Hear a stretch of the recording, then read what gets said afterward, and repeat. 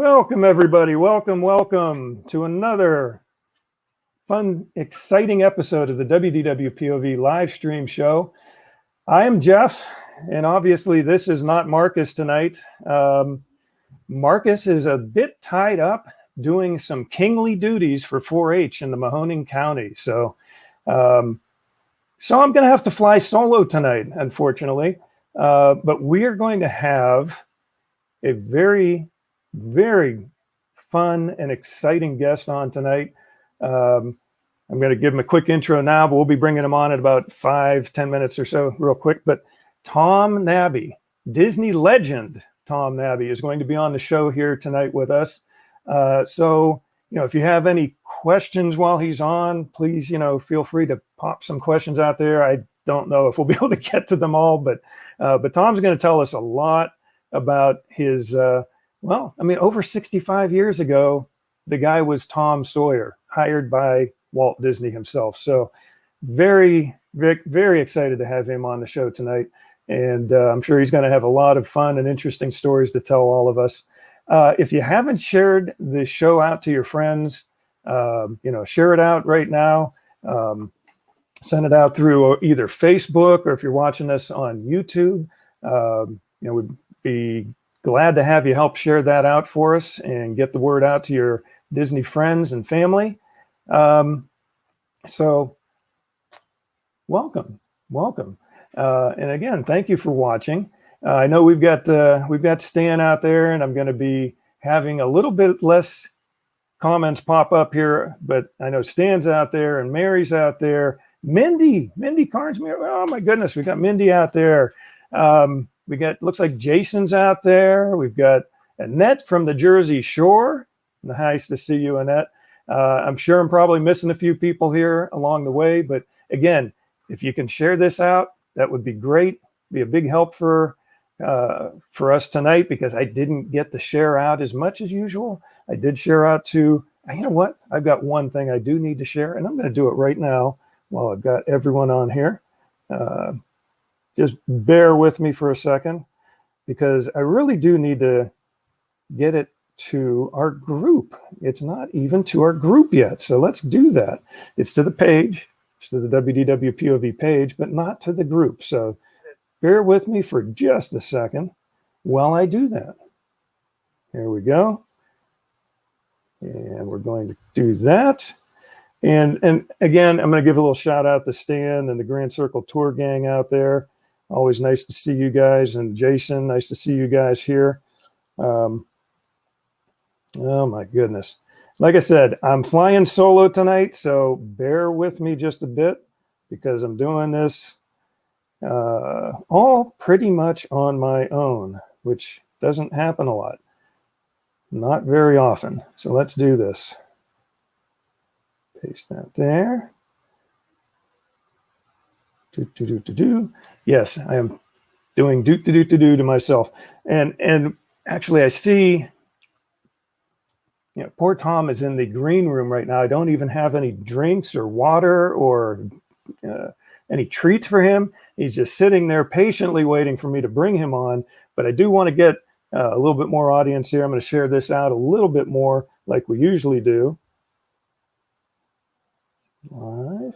So you get to see the man behind the curtain right now, me doing this. So join us live now. So we're going to do that. I'm going to share it out to a couple of groups, a couple of friends out there. Stan, if you're watching, if Mary hasn't already done it, share it out to Grand Circle Tour or the Solo Show or any of those fun groups that you're part of. Okay, let's do this. Pop it there. I'm sorry, Tom. You're getting all this. You're getting all this. It doesn't usually happen. Usually, I get to do this before the show actually starts running live. But I want to get this out to a number of groups so we can get a good audience tonight. Because I think Tom deserves a good audience. What do you guys think? I think so. Okay, I think I'm just about done. I've done it out to handful of groups that I usually like to share to. And I think we're about ready to get started. So anyway, just Kelly's out there. Mindy. Oh my goodness. Shared. Yes, Mary's always out there sharing for us. She always does a good job. Appreciate that. Kelly's out there saying, hi, Jeff. Let's see. Yeah. I wanted to open my surprise winning Mickey and Minnie plushies you sent me, but I forgot at home and I'm on vacation in Kissimmee tonight.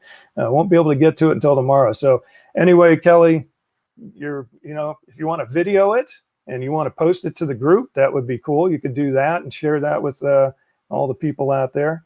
If not, maybe you could pop on next Monday night and I'll have you jump onto the show for a few seconds.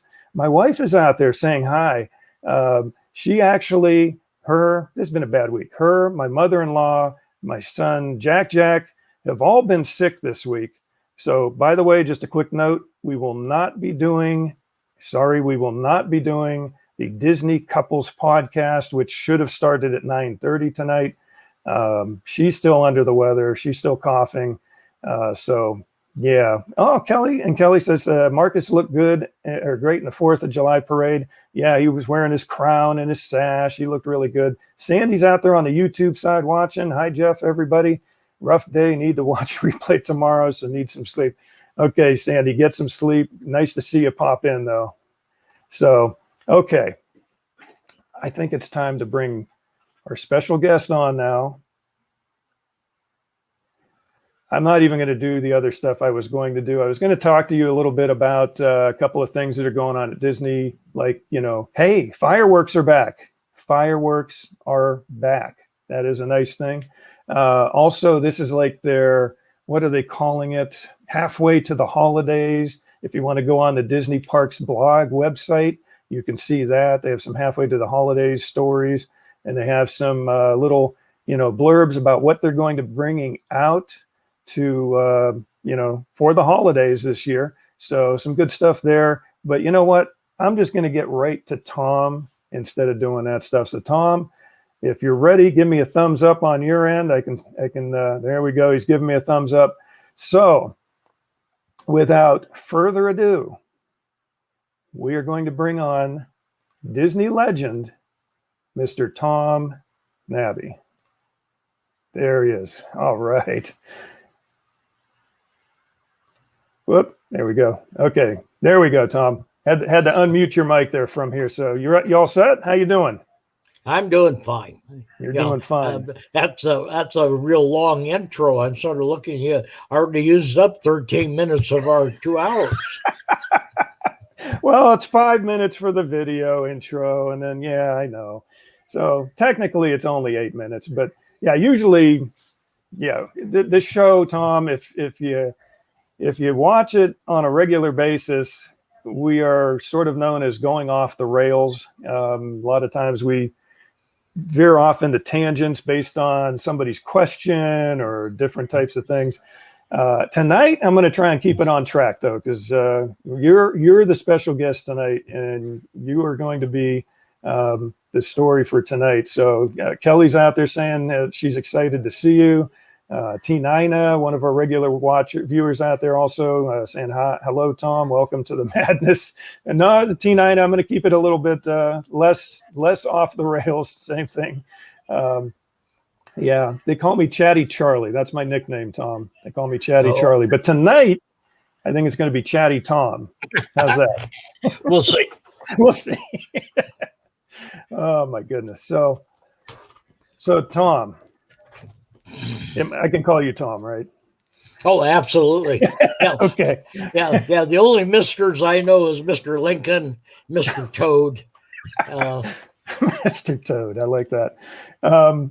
Yeah, Stan says I have the longest intro of all live shows on the internet. So there you go. So you're a distinguished guest on the longest intro on the internet tonight. But Tom, first off, I appreciate you being on the show tonight. It is truly an honor to have a Disney legend right here. So I just, very much appreciate you being here tonight. So Yeah, it's nice being a living legend. yes, and the living is the best part, right? Yes, absolutely. Absolutely.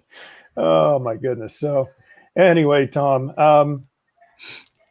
I just, so you, and I know a lot of our audience knows this already, but I know some people don't. You were specifically, you were hired by Walt Disney himself. Is that correct? Absolutely. I talked him into hiring me. You talked him into hiring you. Yes. So Yeah, why don't you tell us a little about that? Yeah, I don't think he had any thoughts about having a Tom Sawyer on Tom Sawyer's Island when he made the announcement in '55 that he was going to build Tom Sawyer's Island. We got to back up probably a little bit. Okay, go ahead. Go ahead. Yeah, I had moved. I was born in Santa Barbara and moved from Santa Barbara to L.A. Mm-hmm. And in the mid '50s, when Disneyland came on TV, my mother was an avid watcher of Disneyland, and so was I and my three younger sisters. And she got very enamored with it. And my stepfather had served in the service, and he was eligible to buy a house on the GI Bill. Right. And they were building a lot of houses in Anaheim. Mm-hmm. And so my mother went to Anaheim and looked around, and she found a house which was about 7/10 of a mile away from Disneyland. And so we relocated to Anaheim in December of 1954. Yeah. So you're within walking distance. You're within walking distance of this happening. Oh, yeah. Yeah. Actually, it was shorter then than after they built the Santa Ana freeway, because then pedestrians couldn't get on the freeway. So I had to walk around. I used to have almost a direct route. And in Los Angeles, I had a paper route. Mm-hmm. I had gone up to the Coliseum and sold papers at football games up there and earned enough money to buy a bicycle. And when I got the bicycle, I got a paper route. So when we moved to Anaheim, Anaheim was considered rural, and you had to be 16 and a driver's license in order to have the paper route in Anaheim. Okay. And I'm only 12, so I didn't meet that criteria, but I could get a Sunday paper route. And back then, the Sunday newspaper was, 40, 50 sections, weighed a pound and a half. It was a good sized newspaper. And I had a little cart that I would hook onto the back of my bicycle. And I had about 20, 25 customers in the neighborhood, excuse me, in the neighborhood that I delivered to. And then the paper manager would drop off any extra papers he had, and I would get on my bicycle and I'd ride over to what I call the Harbor Gate. The Harbor Gate was off of Harbor Boulevard, and it was the gate that all the construction people went in and out, and all the employees went in and out. I don't think there was ever a gate on the Harbor Gate until after 9/11, but I'd go over to the Harbor Gate, and they were working 3 shifts back at that time frame. So I tried to get there about the time that the 3rd shift was getting off in the morning, and I'd sell to the construction workers a Sunday newspaper. And I happened to run into a gentleman by the name of Ray Ahmet. Joe and Ray had the concession on Main Street called Castle News. At Disneyland, only the people that actually operated the rides, worked in administration, worked for Disneyland. Okay, everybody else worked for a lessee. Walt Disney World, we call them participants. At Disneyland, they call them lessees. So Joe and Ray were lessees, and their concession was the Castle News on Main Street.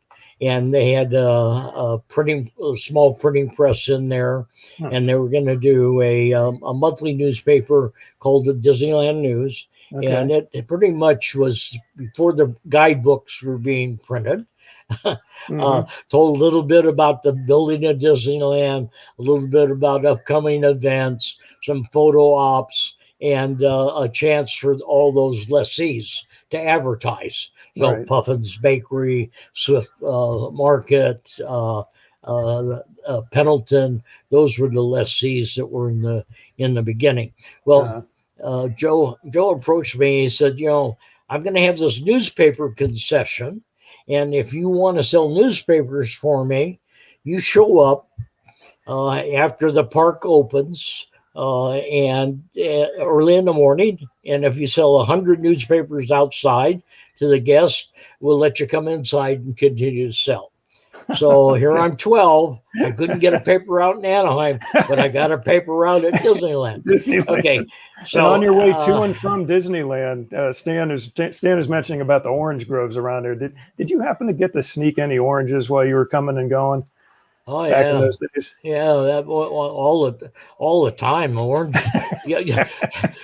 We used to ride the bicycles through the orange groves, and then in the wintertime when the freezes would come, they'd flood them so the heat from the water would stop the fruit from freezing and that type of thing. But there was a lot of orange groves in Anaheim in 1954. Yeah. Okay, Harbor Boulevard was only a 3-lane road all the way to the beach, and it was lined with walnut groves, orange groves, strawberry fields, bean fields, a lot of agricultural going on in the Anaheim area. Even in the late 80s, early 90s, that was the first time I was at Disneyland, was maybe 89 or 90, 91, somewhere in that time frame.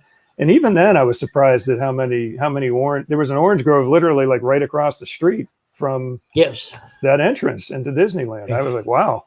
So, yeah, well, that changed a lot, but that's changed a bit. Yes. Yeah. So in so this 12-year-old kid gets to start delivering papers for Disneyland. I get a job offer. Okay. And I consider myself an independent contractor. Okay. Because I sold the newspapers for a dime. Joe and Ray got 7 cents, and I got 3 cents. Hey. Okay. So that was the deal. And so if you look at Disneyland when you go in, the souvenir stand on the left-hand side of Disneyland as you face it is called the newsstand.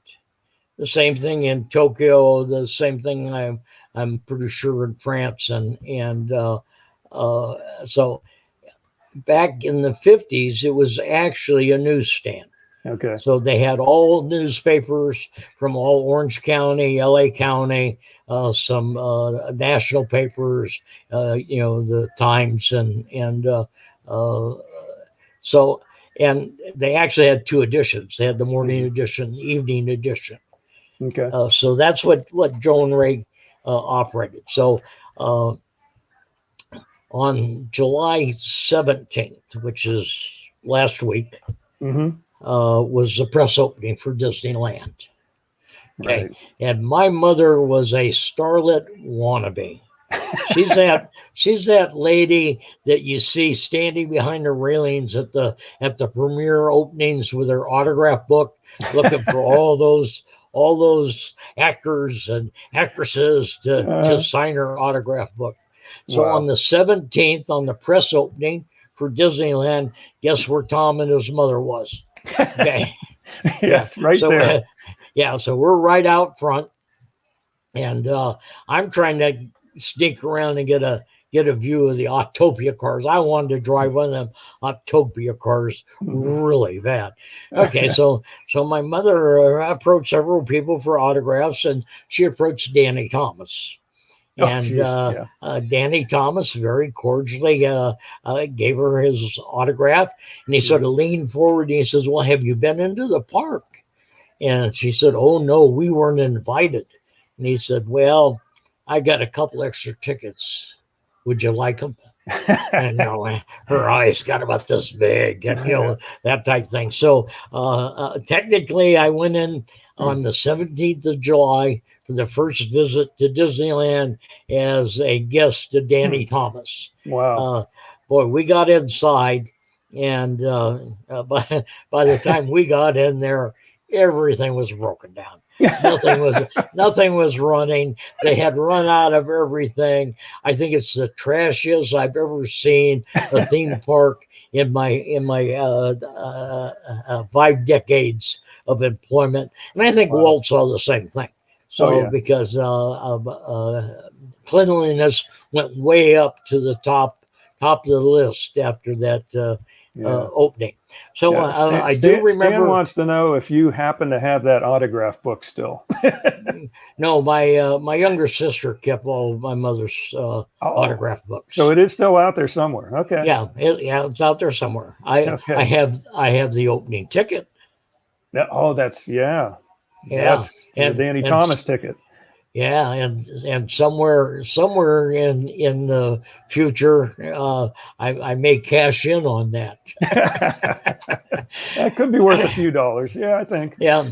So got in and got around the park, and then the next morning, my neighbor Doug Harmon and myself, we went over and stood in line and bought our tickets, and we went in as guests at Disneyland's official opening day, which is July 18th. And that is the only time that I can ever remember paying for admission into a theme park.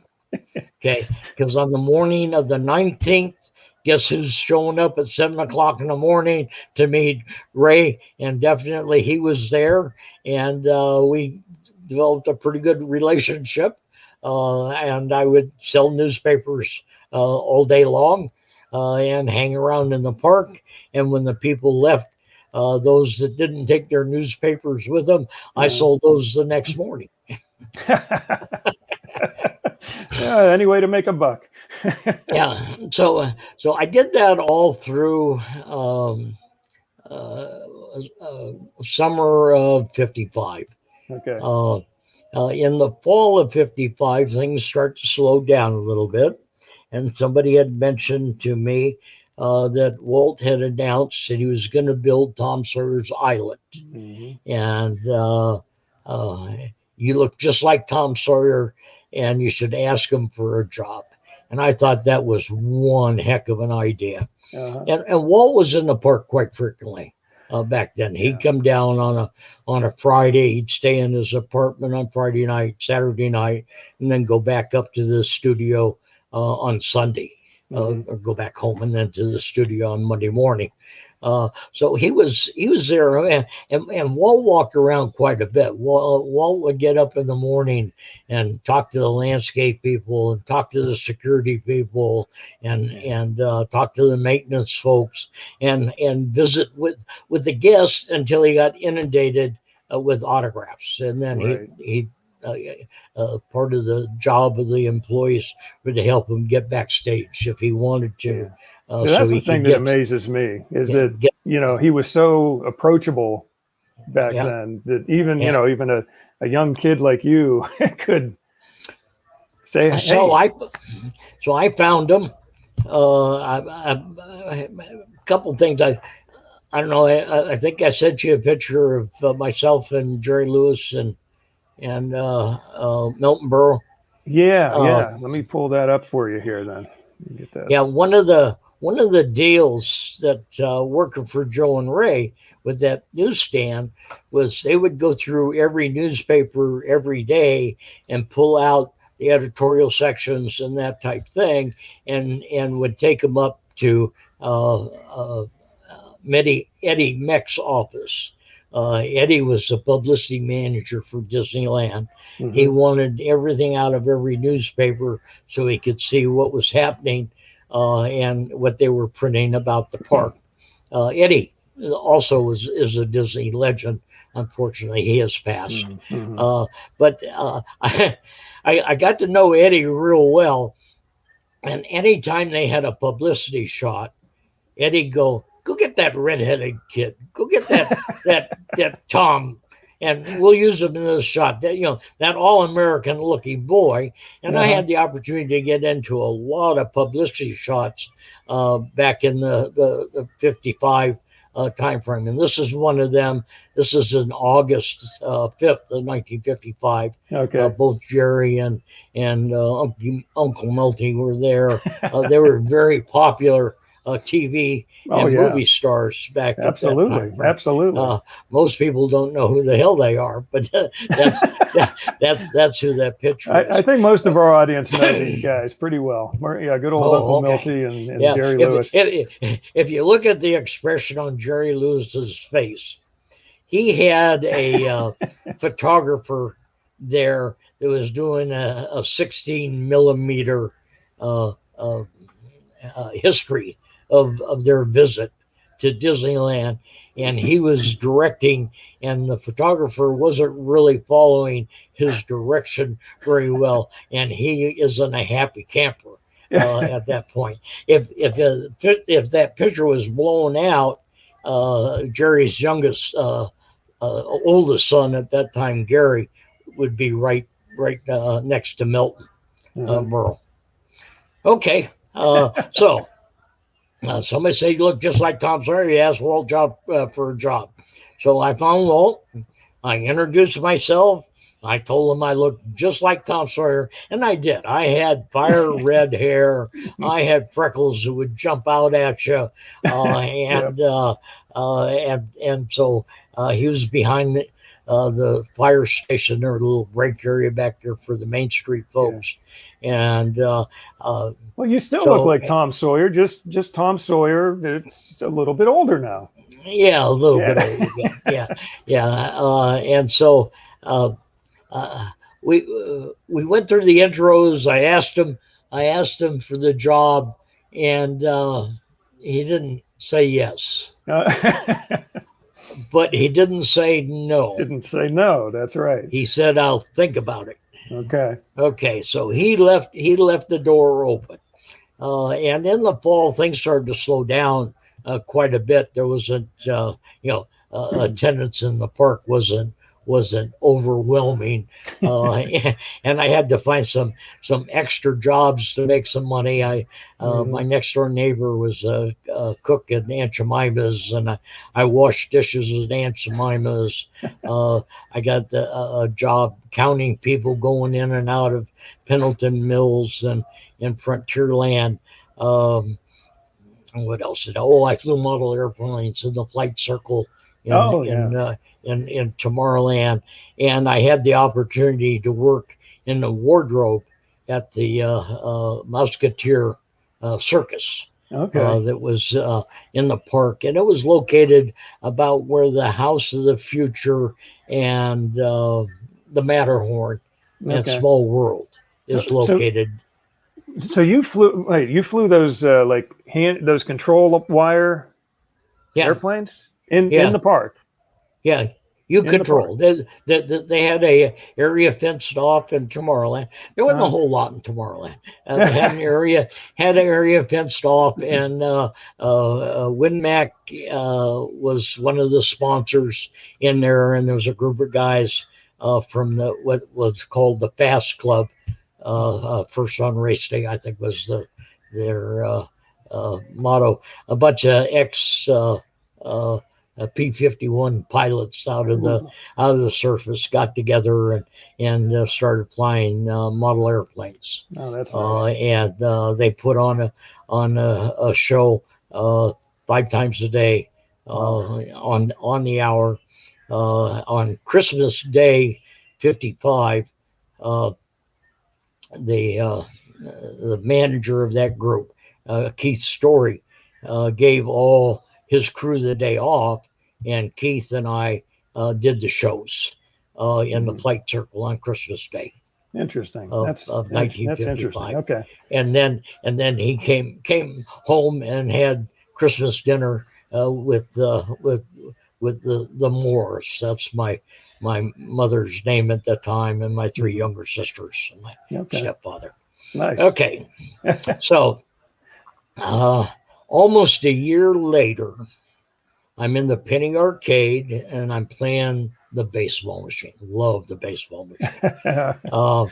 And Dick Nunes. I don't know if that name means anything to you or not, Rings but a Dick bell. was the supervisor of Frontierland in 1956. Okay. And he says, "Tom, come with me." And when Dick says, "Come with me," you don't argue with Dick. Okay. No. So we walked over to Frontierland, and Walt and Morgan Evans, Bill Evans, the landscape architect for Walt's house, Disneyland, Walt Disney World, was coming off the island. And Walt said, "Tom, you still want to be Tom Sawyer?" And I said, "Well, absolutely, Mr. Disney." And he said, "Okay, you need to get a work permit and a social security card. And as soon as you do that, I'll put you to work as Tom Sawyer." Wow. Okay. And Walt was easy to talk to. Okay. He had a lot of child actors and actresses. He had the Mickey Mouse Club. Sure. He had 2 teenage daughters. And it was carrying on an adult conversation with a 12-year-old. And he'd let you speak your piece, and then he'd add whatever he wanted to add to the conversation. Okay. So I had a goal, and I went to Santa Ana and got my social security card. That was no problem. Just went in the office and filled out a form. Now, the work permit was a little bit more of a challenge. Really? Okay. I had to get a work permit from school, and I had to take it to the employment office. They had to fill it out. Then I had to take it back to the school, and then they told the employer on what restrictions there were on working a minor. Okay. Yeah. How old were you at this time? Are you what, 13, 14? I'm just 12. Oh, you're still 12 at this point. Okay. Okay. Yeah. I didn't turn 13 until June 12th of 56. Okay. So I'm still 12, and so I took my form in, and a lady behind the desk looked at me, and I handed my form, and I said, I need to have this filled out because Walt Disney hired me to be Tom Sawyer. Wow. And she asked me to have a seat, and she went in and told the manager of employment, Chuck Whalen, that she had this kid out here that said Walt hired him, and that Dick Nunes knows all about it. So this side of the story I hear from Dick is Chuck picked up the phone and called Dick, and he said, "Dick, we don't hire kids." And Dick said, "Well, Chuck, I think you need to take a deep breath. Walt did hire him, so let your conscience be your guide." And right after that, all my paperwork got filled out. Wow, that's cool. Yeah. That is amazing. So if you look at any of the press openings of Disneyland and of Tom Sawyer's Island, that would have been June 16th, 1956. Okay. And the 2 kids that are in the film or in the press events and that type thing were the winners of the Tom Sawyer and Huckleberry Finn and Becky Thatcher contest from Hannibal, Missouri. And they had brought them out for the opening. So I'm not in any of those shots because I didn't start to work until the 18th. Okay. Okay. But yeah, that's here. Let me get this picture up here. There's one of you and Walt together. Yeah. Actually, the Parade magazine one comes first. Okay, I'll bring that one up. Hold on a second. Yeah. I can bring that up. So that was actually okay. There we go. Okay, so in turn, so I'm Tom Sawyer. What did Tom Sawyer do? Tom Sawyer posed for a whole lot of pictures. And we had stocked the rivers of America with bluegill, catfish, and sun perch, and had fishing poles on each of the piers that were opposite the Mark Twain landing. And my job was to maintain the poles, build new poles if they got broke, and bait the hooks for the guests if they wanted. The worms came to us, and I would have to relocate them to to cans that we located on the dock, and it painted worms on the can. And so this brings back. I've always had a weight problem. I've always been fatter. And this brings back to one of the times when I asked Walt if he was still going to hire me to be Tom Sawyer. He basically said, I could put was it a mannequin or was it a dummy? I think he said he could put a mannequin over on the island that wouldn't be leaving every 5 minutes for a hot dog and Coke, and that's the result of all those hot dogs and Cokes on turn. I got a little chubby at that time frame. Can't blame you one bit. Yes, such a deal. The Mary said you look 100% Tom Sawyer right there. Yep. And she's questioning. She said they actually fished at the park at Tom Sawyer Island. That's cool. They had fenced in an area right in front of the docks there and stocked it with the fish. Now, Walt would come over in the morning and fish and talk. Mm-hmm. He'd come to the island quite frequently and visit. And I remember pretty much right about this time frame, he came over to the island and we walked around for a while, and he said, Tom, what do you think the island needs? And I told him, well, I think it needs a tree house, because we didn't have a tree house. We had what they called Lookout Point. It was a platform up on the top of the small mountain on the island there. And so and we need an escape tunnel from Fort Wilderness. Okay. And so when the island went down for rehab and came back up and opened up, we had a tree house. We had an escape tunnel. We had Castle Rock, Merry-Go-Round Rock, Teeter-Totter Rock. Okay, but I won't take credit for the rocks, but I do say I art directed on the treehouse and on the escape tunnel. Nice. That's awesome. I mean, you actually got to talk to Walt, give some input for some improvements, and you got heard, you got listened to. So. Oh yeah. Well, but like I said, Walt did that all the time. Oh yeah. The old timers tell me that they used to be eyebrow watchers, and when Walt's right eyebrow went up, you knew you had his attention. And if you had anything that you wanted to sell, or promote, you better do it, because you got Walt's attention when that eyebrow went up. I didn't know that when I was asking to be Tom Sawyer. That would have helped a lot, but in turn. Yeah, the old timers used to tell me, watch Walt's eyebrows. They'll let you know when he wants to listen to what you have to say. That's funny. That's funny. Yeah, Stan is asking if you ever got to meet the actor that played Tom Sawyer. Well, it depends upon which actor. There's a lot of actors that played Tom Sawyer, but no. To the best of my knowledge, in my career, did I have the opportunity to meet any of the actors? No. I interviewed to play Huckleberry Finn with Sam Goldwyn back in, I want to say 58.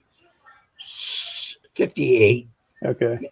57, 58 in that time frame. I went through about 3 rounds of interviews, and it got down to, it was between Eddie Hodges, Dean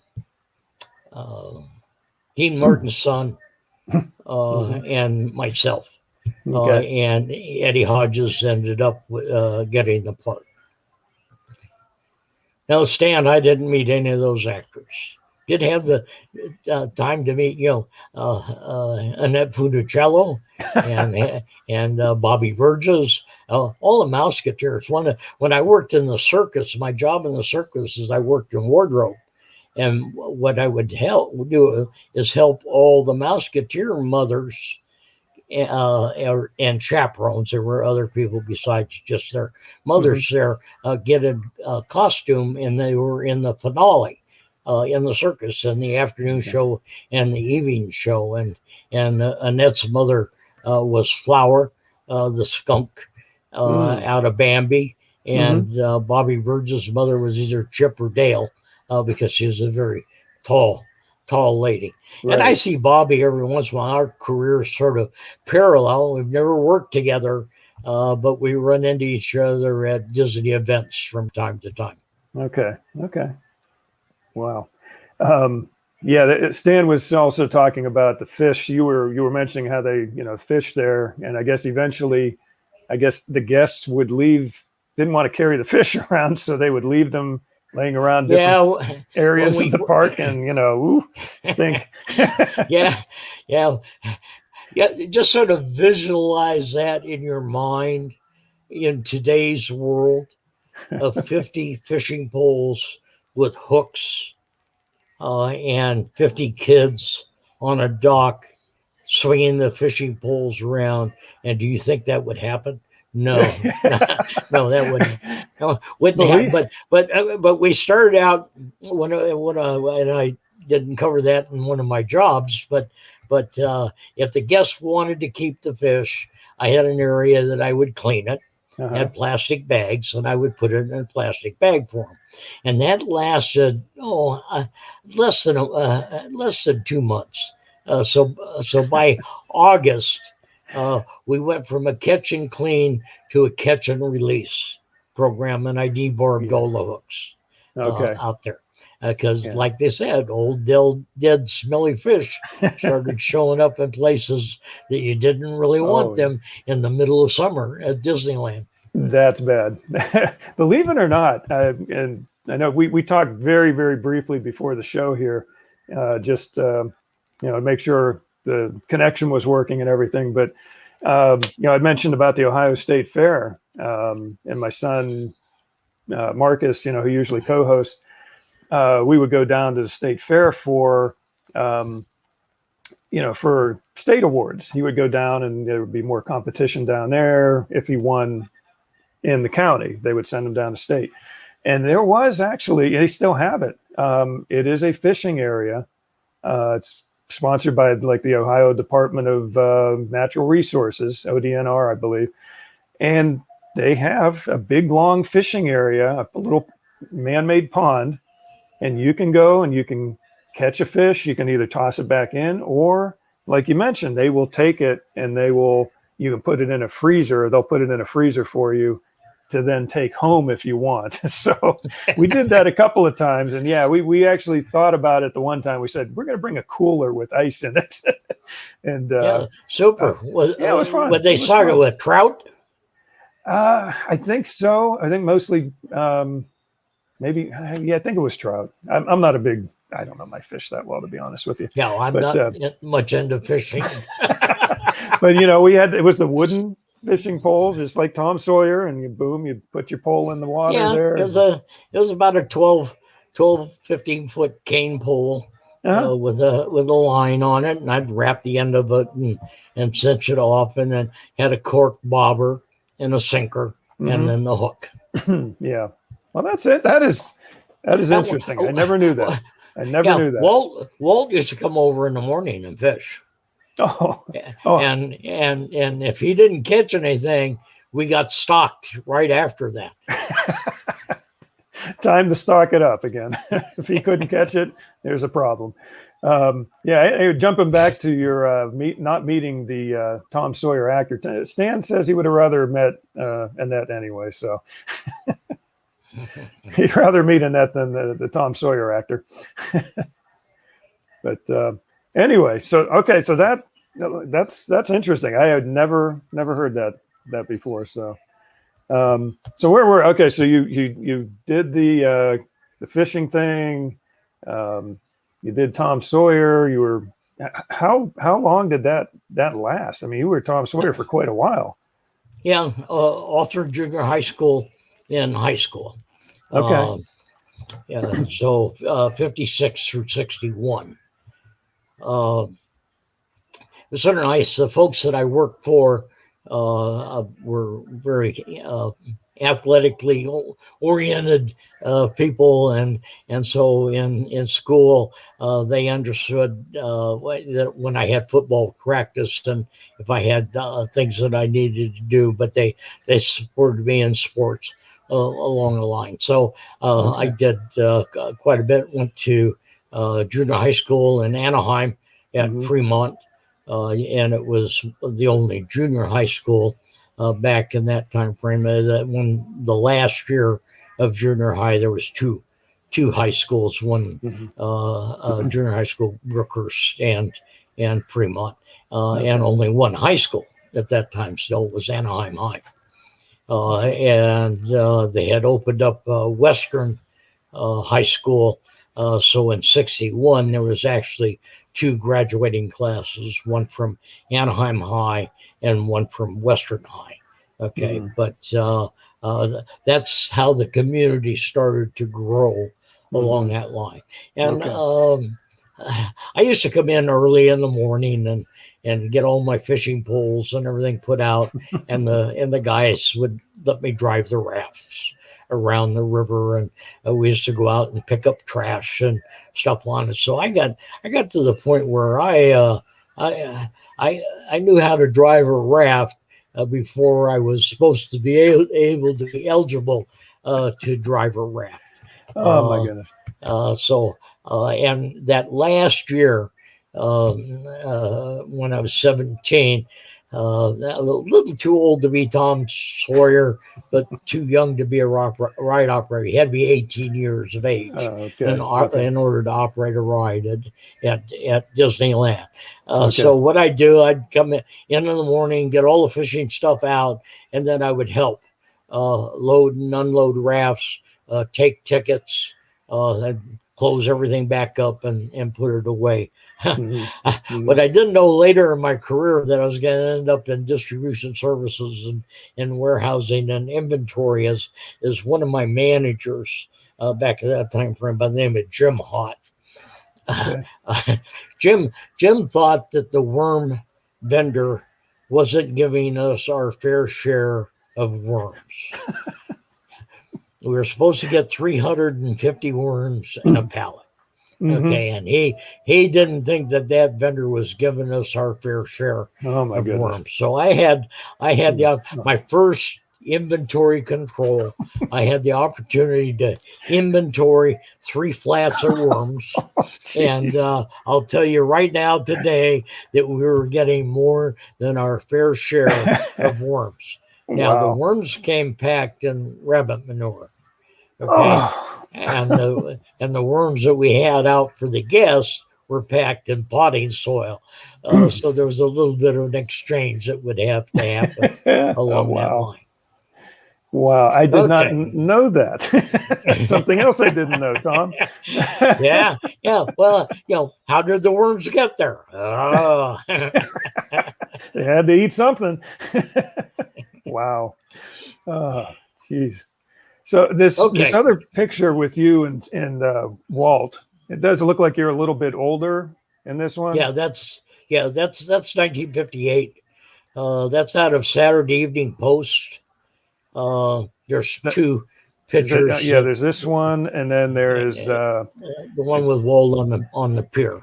Yeah, those 2 were pretty much taken on the same day. If you know my fancy footwork there. If you think today you could walk around Disneyland barefoot, I don't think that would happen either. No, I don't think so. But Walt would come over, he'd fish, and we'd talk, and he asked how I was doing. And one of my requirements was that I had to maintain a C average in school. Okay. And I had to bring my report card in for Walt's review, and then he delegated that out to Dick Nunes. So, oh my goodness. Dick would review my report card every quarter, and as long as I was there. Tom Sawyer's Island was only open on the weekends and holidays and summer. Okay. Yeah. Jen was asking about if you were working. Okay, so in the summer of '61, the Anaheim Bulletin ran a contest, and they replaced me with a young kid that won the contest by the name of Keith Murdoch. Okay. And Keith used to come down every summer and spend it with his aunt and uncle here because he lived in Utah. And he lasted for about 3 years. And then he got too old to be Tom Sawyer, and there was no more Tom Sawyer on Tom Sawyer's Island. So in '61, I was a ride operator. I got a good raise because my my pay was started out at 75 cents an hour. That was what minimum wage was, and I stayed at minimum wage. So anytime minimum wage went up, I got a pay increase. Okay, until I turned 18 and became a ride operator, and I went all the way to, I want to say, $1.86 an hour. God, that That's was a not bad. fortune. That's not bad for Yeah, those days. that was a fortune, and and I was what you would call a relief foreman. Okay, so I was a ride operator on 1 day a week. Okay, and 4 days a week I would give the foreman their days off. So the day foreman have 2 days off, and then the night foreman would have 2 days off. So I was what they called a relief foreman. And Okay. the day I turned 18, I was a relief foreman on Tom Sawyer's Island, Okay. and did that all that summer. And Jim Hott, my buddy Jim, he came down and he handed me a spiel for the Jungle Cruise on a Sunday evening, and he said, "Memorize this, Tom. Wednesday morning, report to the jungle." So I got my spiel on Sunday night. Disneyland was closed on Monday and Tuesday, so I had the opportunity to learn that. Wednesday morning, I showed up on the Jungle Cruise, and Earl Archer was my trainer. I think we made 2 or 3 trips. It's 3 trips, I think. And at that time, bless you, my son, you're now a qualified Jungle Cruise skipper. So by turning to a permanent employee at Disneyland back in that time, the only things that were really very male-oriented attractions was the Jungle Cruise and the submarines. Okay. And then Fantasyland was a little mixed, both male and female. Main Street vehicles and all the people from the pony farm operated the carriages and the trolley cars and that. So I worked all the way through in that. A couple neat things. Worked a couple movies. One of them was 40 Pounds of Trouble with Tony Curtis. Watched him eat 20 hot dogs. He was doing a take, and he had to eat a hot dog, and they did 20 takes of him eating a hot dog. Reminds me of that annual Nathan's hot dogs. Yeah. Yeah. Oh, man. But it was good working. It was good working the movies because they didn't care how much overtime you got, because the company got reimbursed for your time. Okay. So the more money you made, the more money the company made. Sure. Yeah. So, they build it out. Yeah. Yeah. So working movies was great along that line. In fact, my wife was mentioning here that back in 1976, I think, around 76, 70, 60, 72, 78, actually, it was technically my first job. I was making $1.50. So I was making less than you were in 1978. You were making what, $1.80 something? And yeah. Well, so you were making good money back then. When I retired in 03, I wasn't making much more than that per hour.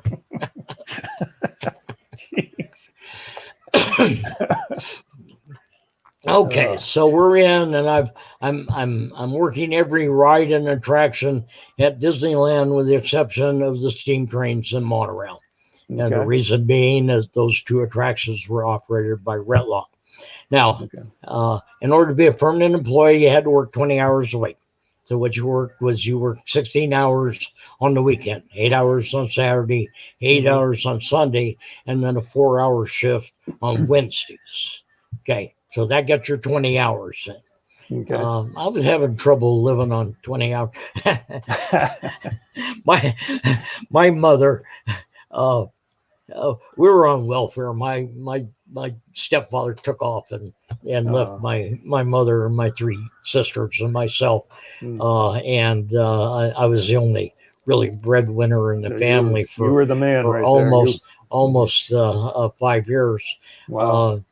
And when I turned 18, my mother says, Tom, I found a real nice place that's just big enough for me and the girls. When are you moving out? Wow. So I had the opportunity to move out. And the opportunity. Yeah. Quote unquote opportunity.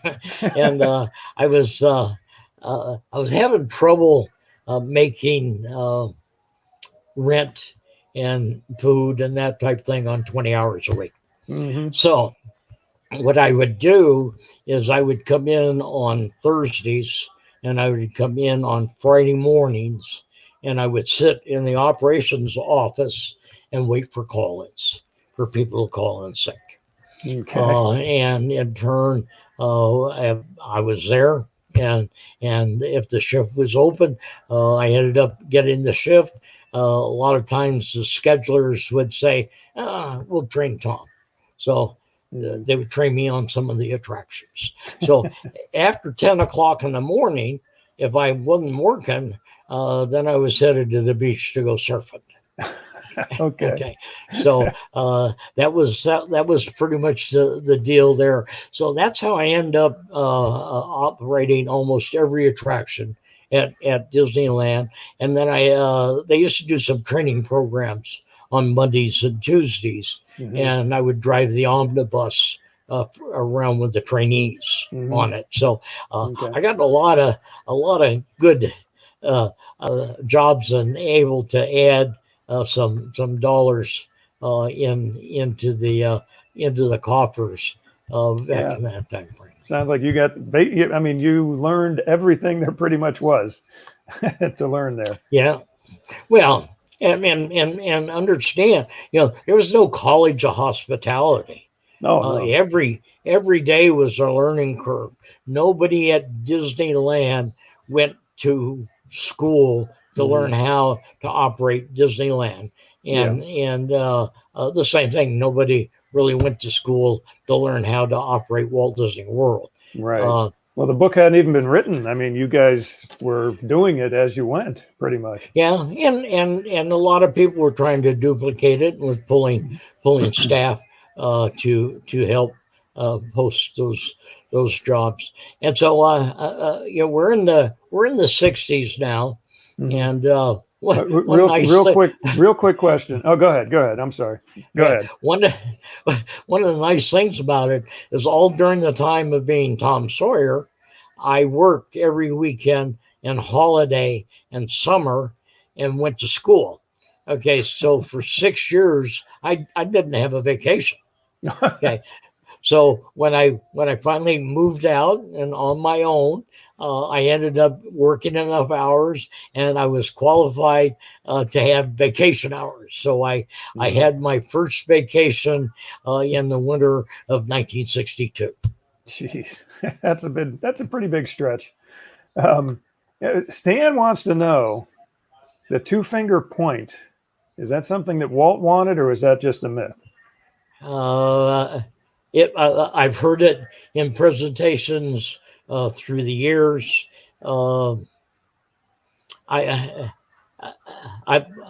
can't put any validity to it, but I know it's something that the College of Hospitality and the Disney U teaches. Okay.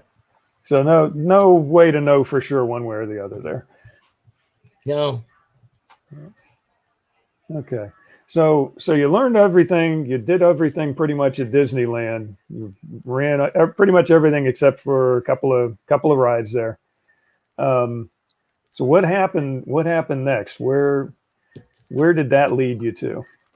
Okay. Well, so in 1964, I got a letter from my other uncle, Uncle Sam.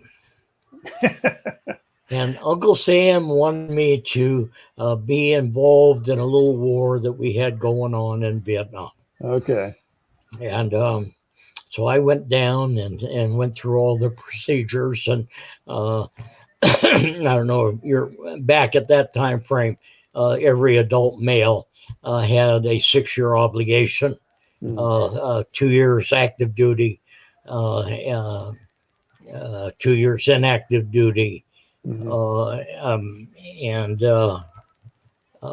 active duty, and then 2 years inactive reserve time. Okay.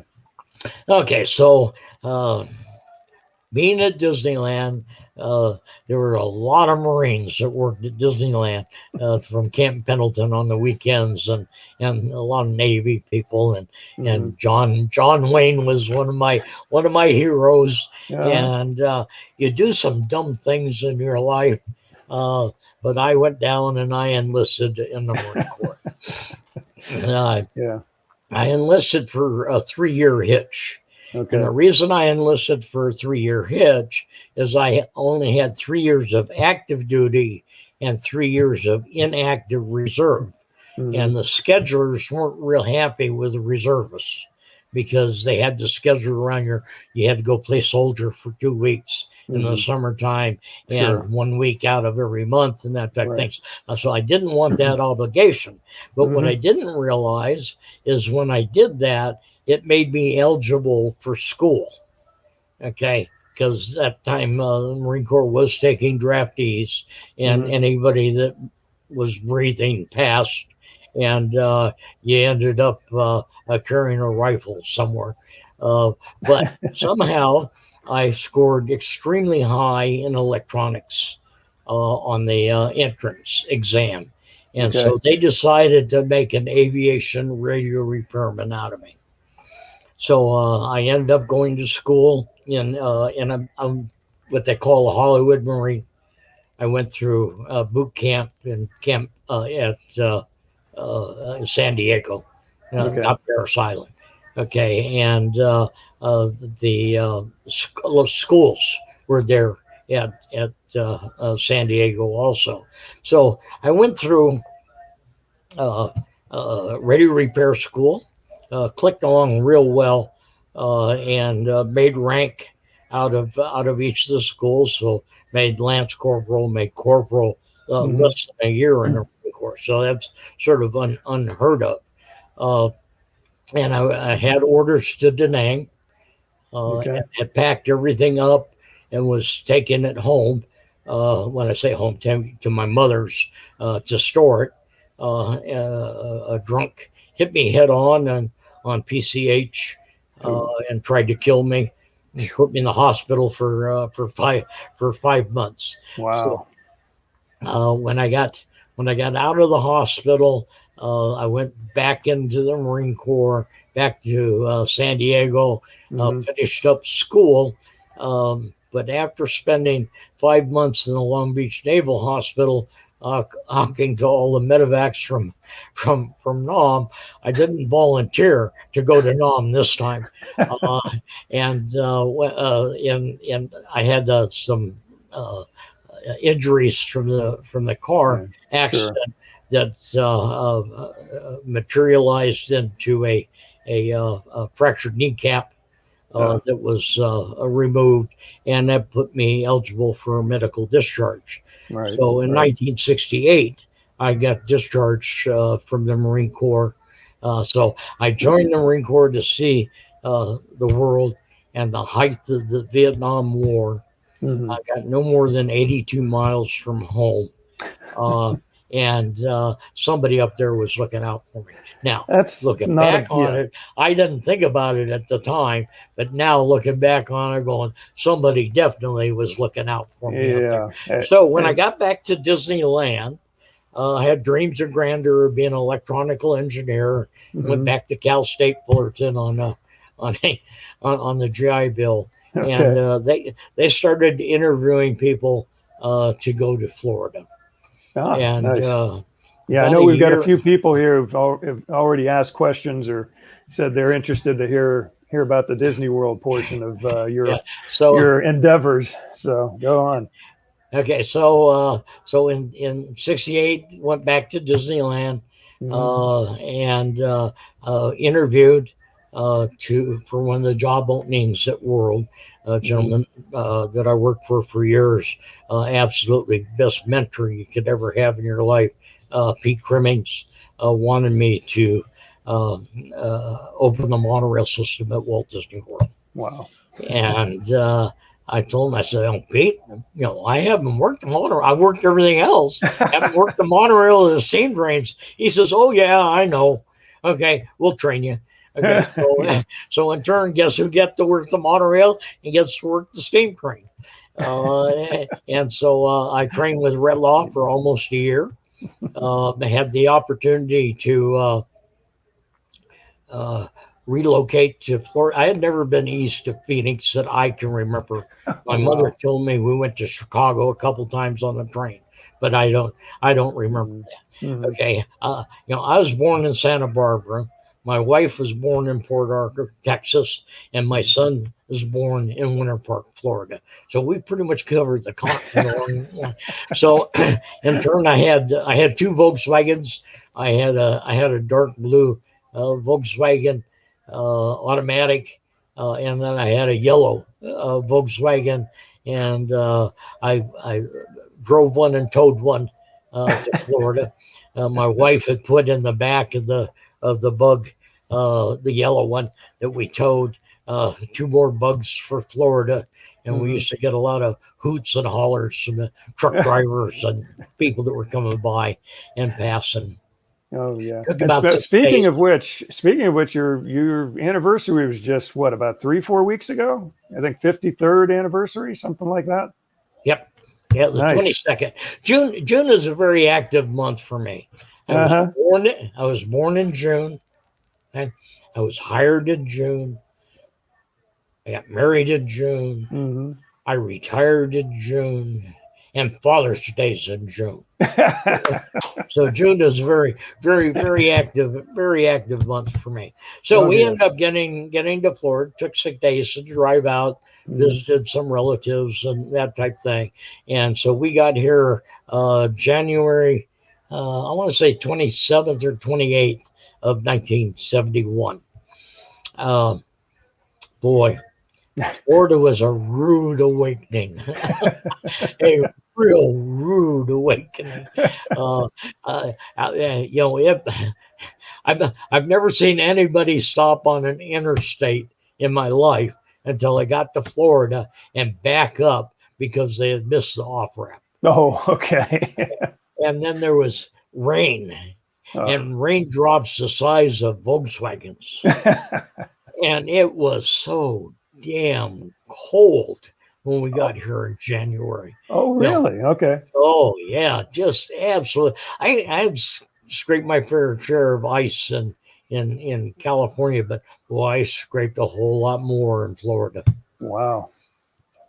And there was 250 of us that relocated to Florida as permanent, and another 200 that came on to work through the opening. So about 450 some people out of Disneyland that helped open Walt Disney World in 1971. Okay. So they said you were going to basically do the monorails, even though that's the one thing you didn't do one of the few things you didn't do at Disneyland. So they trained you on that. They got you up to speed on the monorails, which actually, I think if I remember, first off, it was just the loop, obviously, at that point. Around we had the two Seven tracks Seas that went Lagoon. around the Seven Seas Lagoon, the express and local, and a spur line that went back up into the shops. Sure. We were supposed to open with 6 trains. We didn't get up to 6 trains until around Christmas time. It took a while to get ahead. Things ran a little behind. It was all the monorail beams. If you look at them, the ones that are concaved on the bottom, okay, no convex, no concave, okay, on the bottom, were fabricated in Tacoma, Washington, and shipped here by rail. Wow. Okay, and two of the beams, the train turned right and the beams went straight ahead. And it was in the wintertime and it snowed and we couldn't find them. And there's the last two beams that finished the loop on the north end of the Contemporary Hotel. Right. Okay, so we didn't have a closed loop for quite a while because those beams had to be fabricated and reshipped to us. They were like sometime in the spring, I believe, like springtime maybe of 71 is when that last beam got placed. Is that about right? And those beams are on a curve, so they're cambered.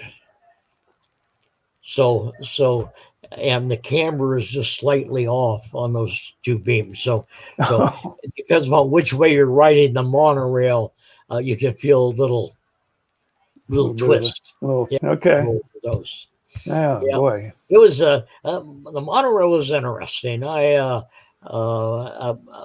would spend about half my day out at Martin Marietta because they were assembling the trains. The trains skin is pretty much aircraft construction, honeycombed aluminum.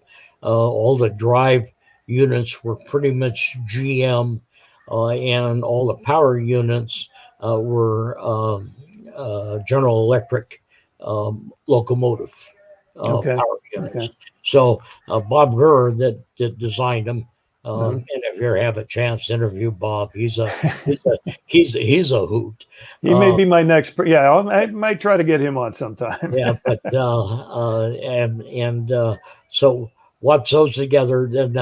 Then in the afternoons, I would check on the monorail stations. And I don't know if you remember, but U.S. Steel built the Contemporary Hotel and the Polynesian Hotel. Yeah, it was all modular, right? Yeah, as far as the Contemporary. The rooms were actually built at Walt Disney World and in what we call DC6, which is in the admin area by the ball fields, and transported by truck over to the structure and inserted into the structure like drawers and a dresser. Yes. Okay, well, U.S. Steel was a real pain to work with. And in order for me to get in and check my stations in the Contemporary Hotel and in the Polynesian Hotel, sometimes would take hours, 2 and 3 hours, just to get the approval to go in and check the stations. And so I sort of said, heck with that noise. And the beam was pretty much connected into the Contemporary from the Ticket and Transportation Center and to the Polynesian.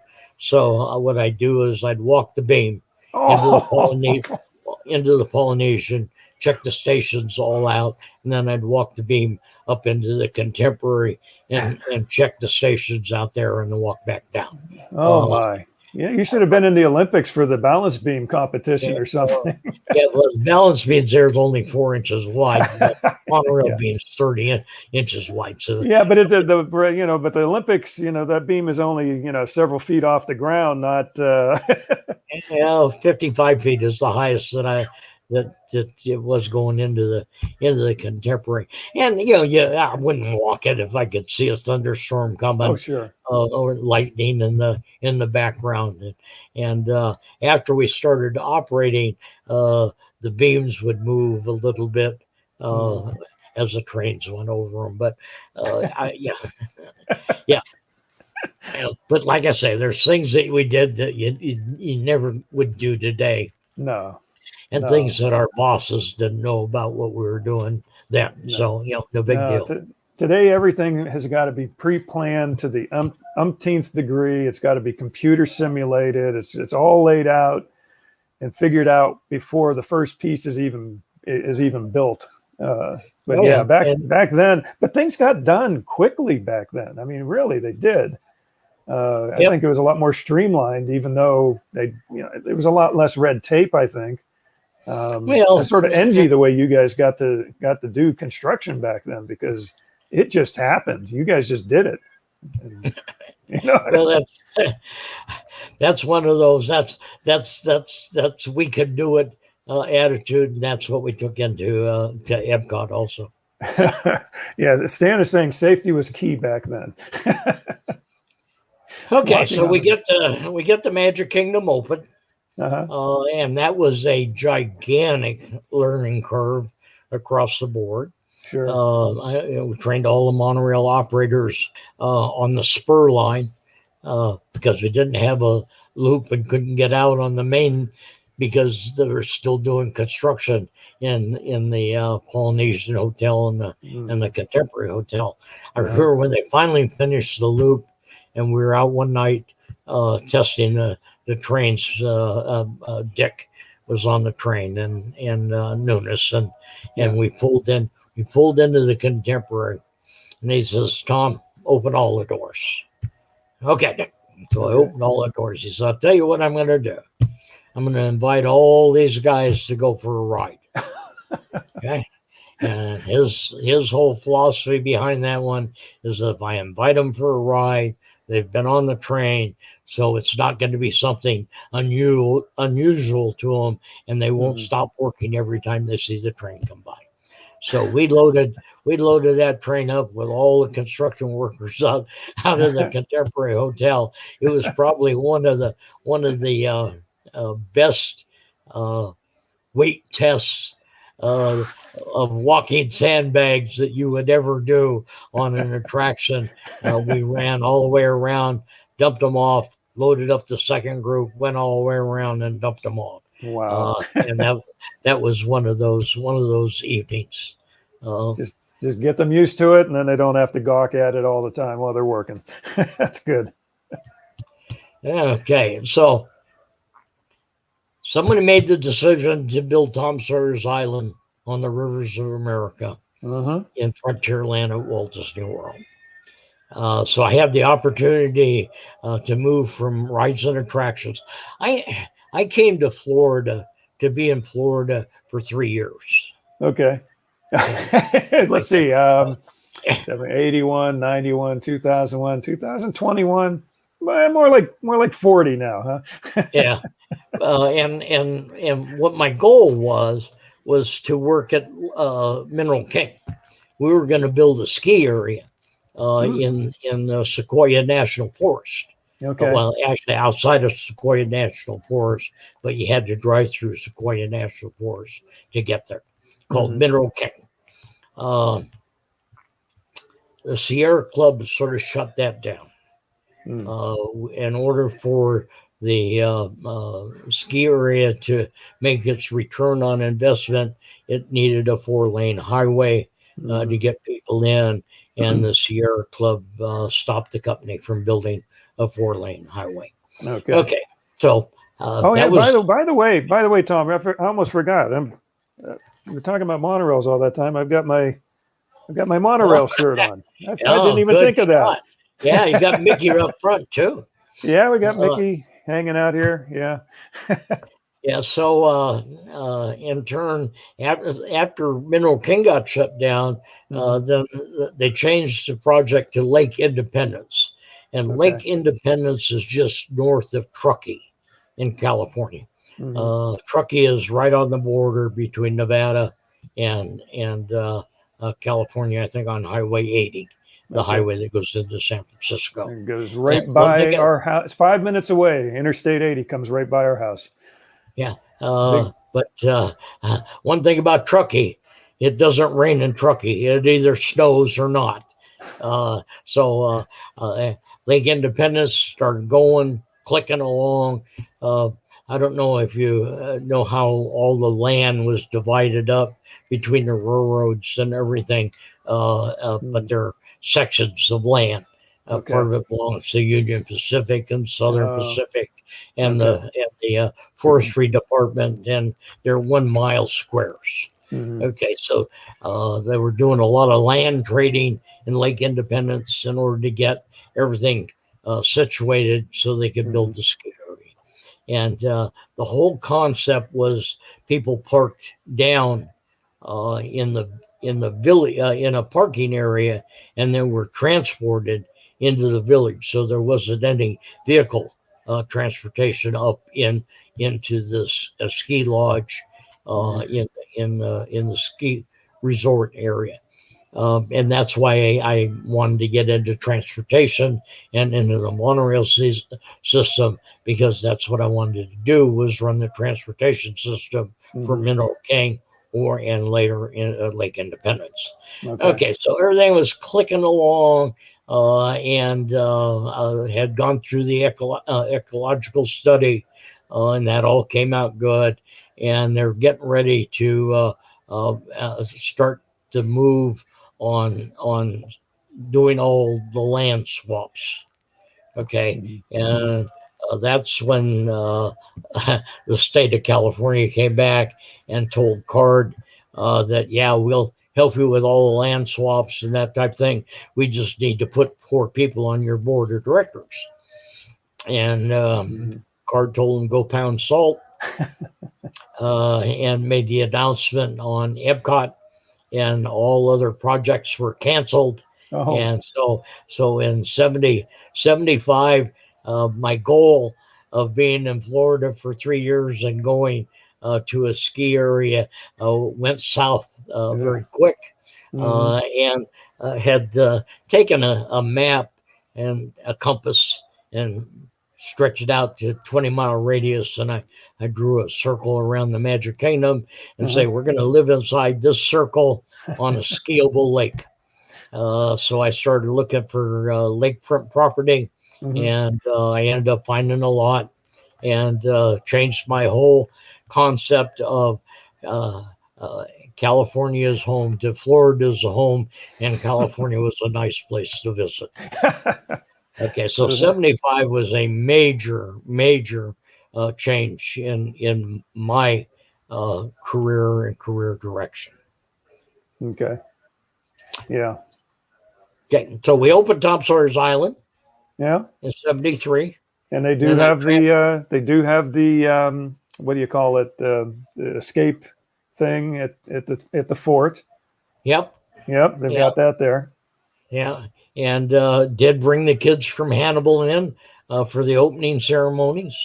And then after that, had the opportunity to go to Tomorrowland for the construction of Space Mountain, nice. Star Jets, Carousel of Progress, and Space Mountain. Okay. Okay, so I sort of got tagged as a nuts and bolts guy. Okay. So I sort of went from training and developing people, going through attractions, getting everybody prepped there when it gets ready to open, training the opening crew, then opening the attraction to the public. So right. I sort of got tagged as a nuts and bolts guy. So ended up going to Tomorrowland, went through that, and then in 75 we opened Space Mountain. Yeah. And they made the decision to rebuild 20,000 Leagues Under the Sea. When we originally opened 20,000 Leagues Under the Sea, all the art directors came out here and they went up to Silver Springs They were just amazed at the clarity. Oh of yeah, the the water. old glass bottom boats. Yeah. Yeah, that was coming through Mineral Spring. But I don't think they realized it was like 20, 30 million gallons of water per hour. But uh, they, they made they made the decision back then that they weren't going to put a filter system into 20,000 lakes. They were just gonna pump the water out of the aquifer into 20,000 lakes, and it's a sort of a loop that occurs, goes into 20,000 lakes, then into the moat, and from the moat into the Jungle Cruise, from the Jungle Cruise into the Rivers of America, and from the Rivers of America down the Light Boat Channel into the Seven Seas Lagoon, and then distributed through the 55 miles of canals that we put in prior to opening. I don't know if you realize that the Seven Seas Lagoon is a gigantic, what you call borrow pit. Oh, okay. All the land that came out of the Seven Seas Lagoon raised the site on Magic Kingdom by 14 feet, plus helped build all the infrastructure and roadways. Okay, so that was the purpose of the Seven Seas Lagoon, was a big borrow pit for fill dirt. Okay, so yeah, Stan is asking, when you heard about the utilidors, what was your reaction? It was impressive. Oh, you heard that you had this vacuum system that would suck a brick. You could dump trash any place, and it would haul it out to the compactor, and you could get from Frontierland to Tomorrowland to Fantasyland and not go up on the surface. And there was only two places in the tunnel that they actually went below the water table, and that was under the Jungle Cruise and under the moat. So the rest of it was pretty much built on ground table. But you said, as far as Seven Seas Lagoon, if they didn't basically take all that dirt and build up Magic Kingdom like that, you wouldn't have had the utilidors. Yeah, my father-in-law was a journeyman plumber, and they came out on a visit, and I took them on a tour, and we were underneath the castle in the tunnel, and there's got to be 1,000 pipes and connections and going every which way down there. And I think he spent 2 hours just staring up at that and amazed that it was down in there, because he was in construction all over. Oh yeah, that's probably like being in heaven for him, looking at all that stuff. That was great. So in 75, we rebuilt 20,000 Leagues Under the Sea, put the filtration system in. Prior to the filtration system, the divers would have to go down every morning and scrub the mermaids and clean the portholes on the submarines and brush all the algae off the fish. So there was a good reason to do that. And I got a request to go back to Frontierland Liberty Square, because we were going to build Big Thunder. And so I ended up getting promoted to area manager of Frontierland Liberty Square, and went back there in 1976. And it was sort of a toss-up between Disneyland and Walt Disney World on who was going to build Big Thunder first. Oh, okay. And there's some things that, you want to be first, but in turn, it's not bad being second, because if you're first, you get a lot of costs associated with the project. If you're second, those costs were already absorbed by the guy that went first. Right. So, and you can learn from the mistakes on the first try. Yes, very much so. So Disneyland built Big Thunder. I had the opportunity to go out and train as a ride operator foreman on Big Thunder and be able to bring that information back here. Worked with the WDI. At that time, it was the WED design people. And it was probably one of the smoothest openings that we've ever had. Nice. On that. So, got Big Thunder going. Wow. My phone rings, and I have a note from Norm Burgess, who I'd worked for off and on through the years, and Norm said, "Tom, do you want to be involved in the Epcot project?" And I said, "Oh, hell yes, Oh, Norm. geez. I want to be involved in that Epcot project." And so I thought I was going to be a pavilion coordinator on the project. Well, Norm had other ideas. And what they wanted to do was develop an item tracking system so they could track everything that was manufactured for show installation for Epcot. And have a warehouse operation. So it depended upon when that item arrived in Florida on how far along they were in construction. Sometimes it went straight to the site to be installed, and sometimes it went to a warehouse to be installed. So I went from rides and attractions, and all the stuff that was going on during that time frame. 84 was the green mail attempts. Well, we'll get into that a little bit. So this is in 79. Okay, I had just built a house that's 5 miles away from the Magic Kingdom. Nice. Okay. So I get this job that's now 21 miles away from the Magic Kingdom. Oh. And so I have a warehouse that I'm operating in Orlando Central Park, and had the opportunity to go through a pretty good learning curve. And the folks that ran the warehouse were folks that I had worked with at Disneyland, Homer Marshall. And so taught me a lot about warehousing in a very short period of time. And we developed what we called the ITS system, the item tracking system. And it was a 12-digit locator that attached to the item, and it would tell you what pavilion, what part of the pavilion, and actually a couple other things in there. And the last 5 numbers were the actual number of the product. So we put together that entire tracking system and handle about $450 million worth of what we call OFI, owner furnished items, that came through the system. So operated that. And I at that time I was working in WED. Right. And WED is a company that the Walt Disney family operated. And I was working in a division called PICO, which is Project Installation Coordination Office.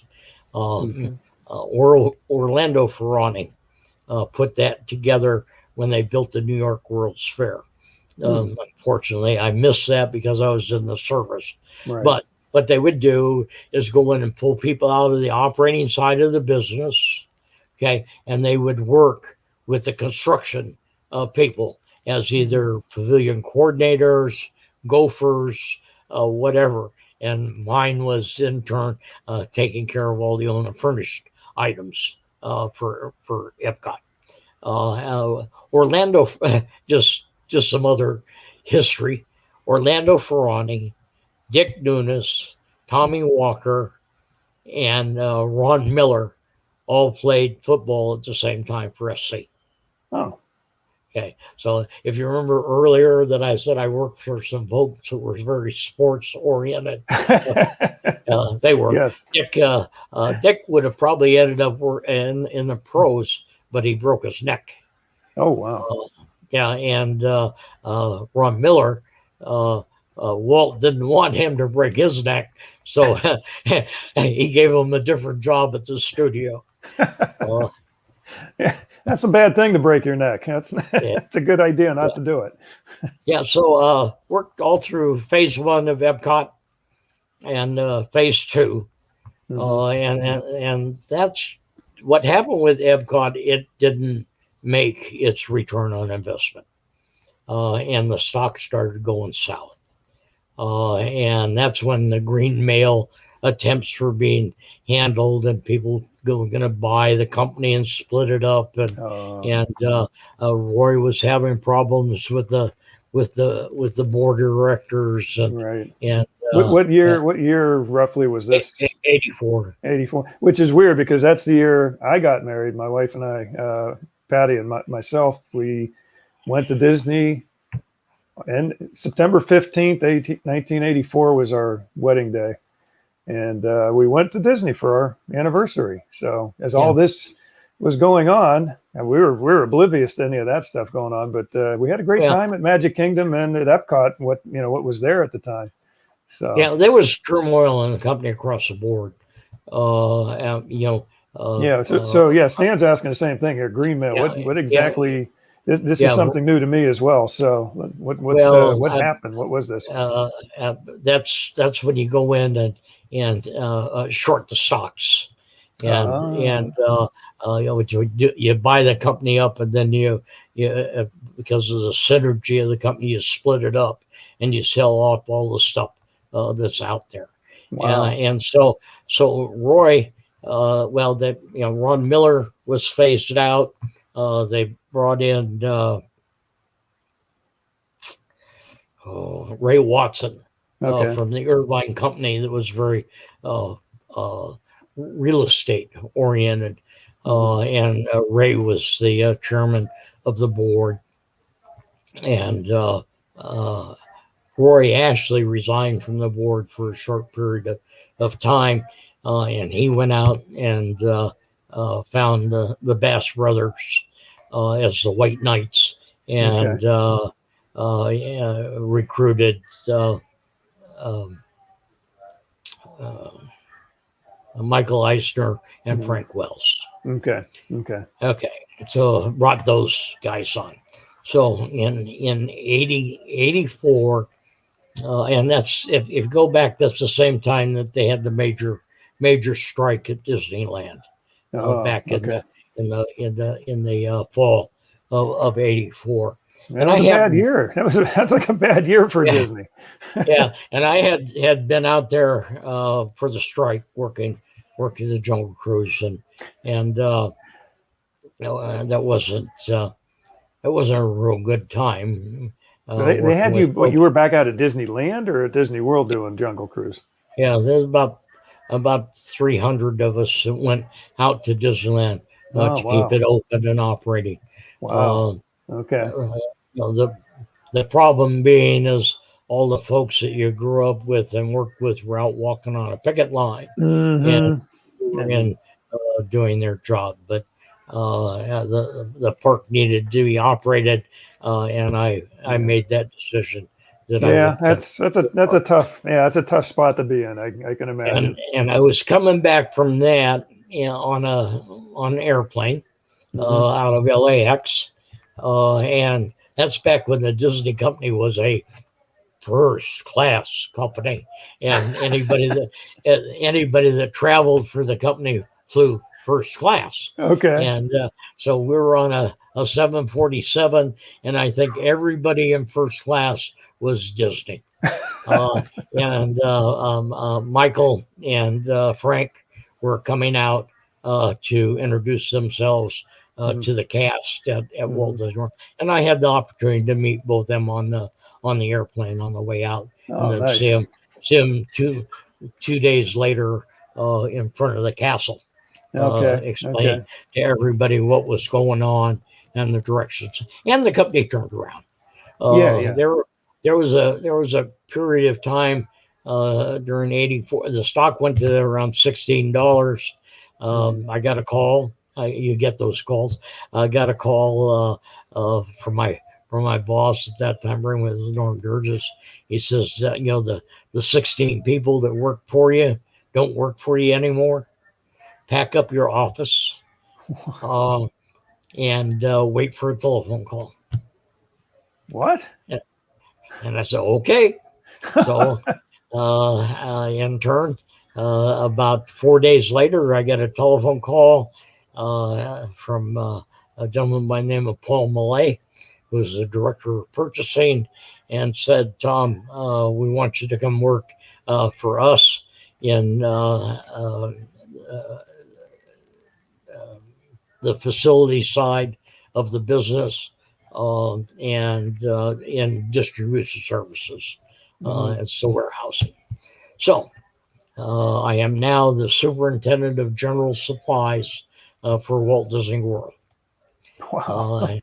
And project materials and what we call good junk storage, because we never throw anything away. Everything gets stored. Where does Christmas go? Where does Easter go? But yeah, it's got to go somewhere.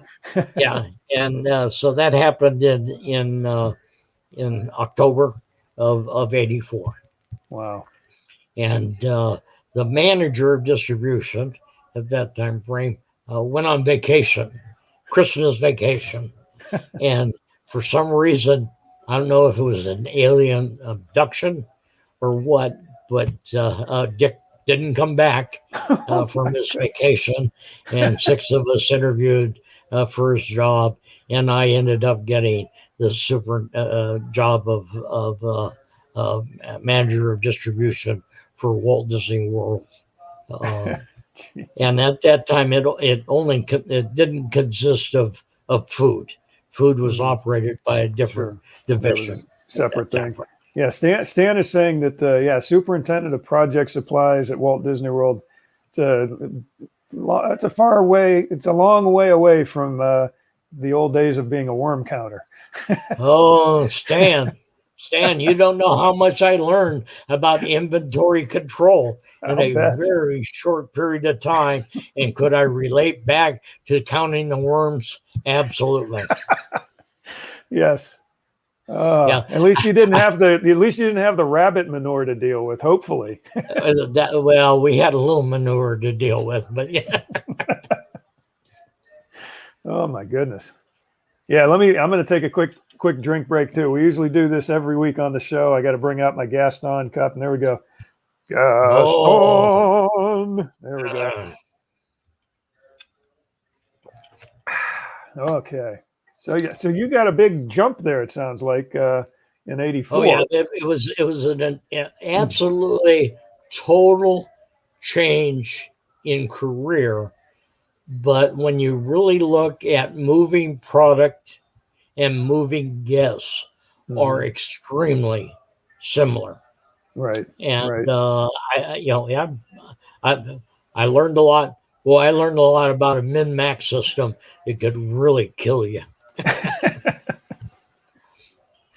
Oh my goodness. Okay, so I did that. I actually wrote software, by the way, basically to run mail order, direct marketing companies back in that started out around the mid '80s, right about the same time frame. I wish I could have gotten a contract with Disney at the time. But yeah, we had min max, safety levels, all these different levels of inventory that you would, have in the system that warn you if you were dropping below or what you should order up to, so on and so forth. So yeah, I think we got a little in common there. yeah, a whole lot. That was one of the things when I took over as manager of distribution services. The first thing that we went after was a real-time inventory system. The system that we had was very antiquated, was written in-house. If you shut it down for 14 days, then it has some reliability to it. Okay. But if you took what the system said you had on hand today, it was about 50% reliable. Wow. I wish I would have known. I could have got a contract with you guys. Yeah. The other thing is we had run out of space, and we had rented space, and I want to say 14 different buildings in Orange and Osceola County. Okay. Most of it for merchandise, some of it for general supplies, and some of it for the food operation. So, and that also that the goal was to consolidate distribution services. So it was food, merchandise, general supplies, and project materials was going to be all consolidated under one group. Okay. Okay, and I was working for Howard Rowland, who was the vice president of purchasing, and for Paul Millay at that time, who was the director of purchasing. And Paul ended up getting a job. Paul spoke French fluently. Okay. And Paul ended up going to Euro Disney's team real early. And they brought a gentleman in by the name of Bob Bowman, who had a real strong purchasing and merchandise background and to run distribution service back then. So we ended up getting, and I was trying to get automation. Okay. So we ended up getting a little over 500,000 square feet of new warehouse space built on property. And we ended up getting a new inventory system supported by barcoding and real-time in the high 99% range. Okay. And we were able to shut down almost half to three quarters of those warehouses that we had rented outside of the company, and clicked along. And at the same time, Michael and Frank were going like crazy. And were you on a first name basis with them? No, I like I say, I had met Frank and Michael on the airplane.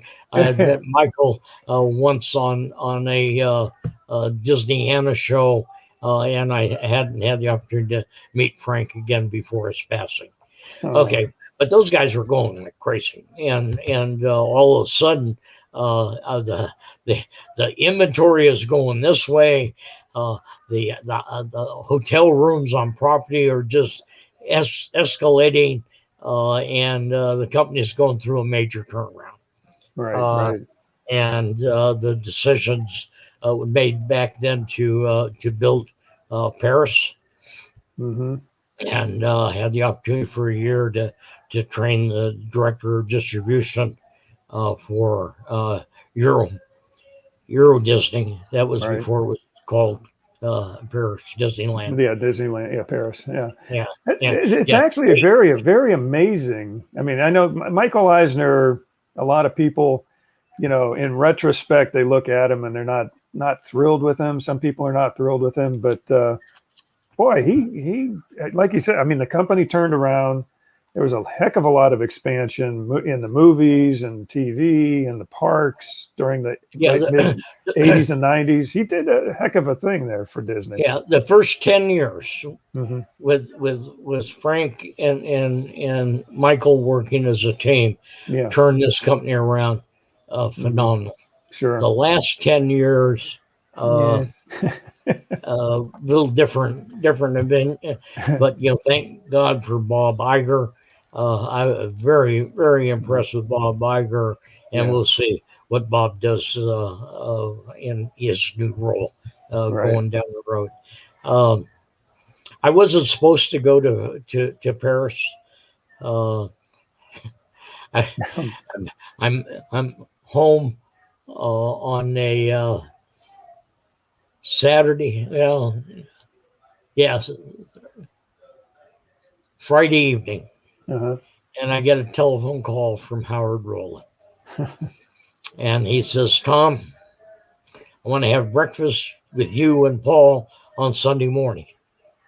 And I'm going, well, Howard, you're in Paris. He says, yeah, I know where I am, and you'll be there too. And I have the travel company working on a ticket. And sure enough, on Saturday evening, I was in Cincinnati boarding an airplane to go to Paris. Wow. And I got there the first week in January and stayed through the last week in April. Oh my which goodness! Was about this wasn't a short trip then. about a month after opening. Yeah, it was sort of neat. I pretty much did the same thing in Paris that I did for Epcot. Okay. And that was sort of neat. So went through that opening, came back, and sort of went through some training to new people and that. I had hired a financial advisor, Mike Wicks, several years earlier, and I sort of looked at it, and a couple of my mentors had passed away and hadn't enjoyed 1 minute of their retirement. And I said to myself, the only person that really understands me, that I'm not going to let that happen to me. Right. So I asked Mike, I said, can I retire at age 60? And he worked the numbers up and said, yeah, Tom, if you like your lifestyle that you have right now, yes, you can retire at age 60. And I said, okay, you got one more job, and that's to convince Mrs. Nabbe. And so he sat down and convinced Janice.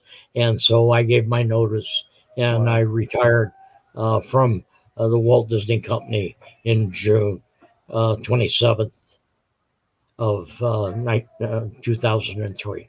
Okay, another June date. You are loaded in June. Yeah, and then about a month later, my boss back at that frame was Greg Roos, and Greg sort of liked the old timers. He had grown up on the property, but he sort of liked the old timers. And Greg said, Tom, what can I get you for a retirement gift that you'd really like? Yeah. And I said, Greg, I like to have a window on Main Street, and I'd like to have a window on Main Street at Walt Disney World and Disneyland. Okay. And he said, okay, let me see what I can do. And about a month later, which was about a month before I retired, he came in and says, Tom, couldn't swing the one at Disneyland, but I got you one here on Main Street at Walt Disney World. But I do give you credit for Disneyland. And so if you're on Main Street, it's above the cinema on the right-hand side. It's Sawyer Fence Painting Company, Tom Nabbe, the proprietor, Walt Disney World, Lake Buena Vista, Disneyland, Anaheim, California. Oh, that's awesome. That next time I go to Disneyland, I have to. Well, both of them actually. I'm going to make sure I look for your name there. Yeah, I would say that was the cream of the cream of there's some awards that you get. Right. The partnership award is one of those that I cherish very much because that comes from your fellow cast members. Yes. The window on Main Street is sort of like the star on the Walk of Hall of Fame on Hollywood Boulevard, and that was just I just absolutely amazed that I was able to get that. And life is being at the right place at the right time. And I found very truthfully, if you don't ask, you may not get it. And what can they say? A lot of times it's just no. That's a great piece of advice. I mean, that right there is a great piece of advice. But to look at the opportunities and to take those down the road. The career change that I made in '84, I would never have seen that on the horizon, but it was the right thing to do at the right time for Tom Nabbe. Now that is the most perfect piece of advice I've heard in a long time. Just if you Okay, don't so ask, you never know unless you ask. And yeah, Mary's saying that yeah, that's a heck of a retirement gift. that's not the end of it. Uh-oh. Okay, so ever since we relocated to Florida, have gone back to Disneyland for its 5th anniversary. Right. Okay. And had plans and to go for the 65th, but the pandemic sort of walked that out. So I've changed those plans to the 70th. Okay, so we're going out to Disneyland, and some of the trips were sponsored by the mouse. But most of the trips are sponsored by Tom Nabbe. So we're out there for the 50th anniversary, and the alumni club had a dinner dance, and we're at the dinner dance, and I'm talking with a lot of folks that I hadn't seen in years. Jim Cora, I don't know if that name means anything to you, but Jim ran Disney International for years. But we started out as ride operators together, and worked in Frontierland on the Columbia, and Jim says, Tom, I'll see you in September. And I'm going, Jim, I don't think so. Maybe in 5 years from now. But he says, oh yeah, the company is going to induct you, Sully, and myself as Disney Legends in September. Yes. 05. Yep. And Jim is the type of guy that he sort of put that line out there, and if you bid on it, then he'd sort of reel you in. And I wasn't gonna get reeled in on this one. So after we got back to the hotel, because of the time difference, my sister was house sitting for me here in Florida, and I said, hey, is there a letter there from the studio? And she said, yeah. I said, would you open it up and paraphrase what's in the letter to me? And sure enough, that it was inviting us for the Legends ceremony. And they normally have the Legends ceremony every year at the studio. In the Legends Plaza area at the studio. But because it was the 50th anniversary for Disneyland, they decided to have the celebration at Disneyland. So yes, so in September of 2000, I want to say September 5th of 2005, I was inducted along with 13 other people as Disney Legends, and that is the cream of the cream of the cream. Well, and you don't know how honored I am to be talking to you right now as a Disney legend. And like we started this thing out, it's really nice to be a living legend. The alternative isn't really good, but the living part especially. But legend is good too. But it was sort of neat. I had the opportunity to and the Legends program at that time was pretty much Roy Disney's baby, and he made sure that he introduced himself and talked to everybody on there. I had the opportunity a little bit to talk with him. Roy's a sailor. Okay, I'm a sailor. The difference being as I sail a Hobie 16 and Roy sails the 165-foot sloop. But sailing is sailing. Yes.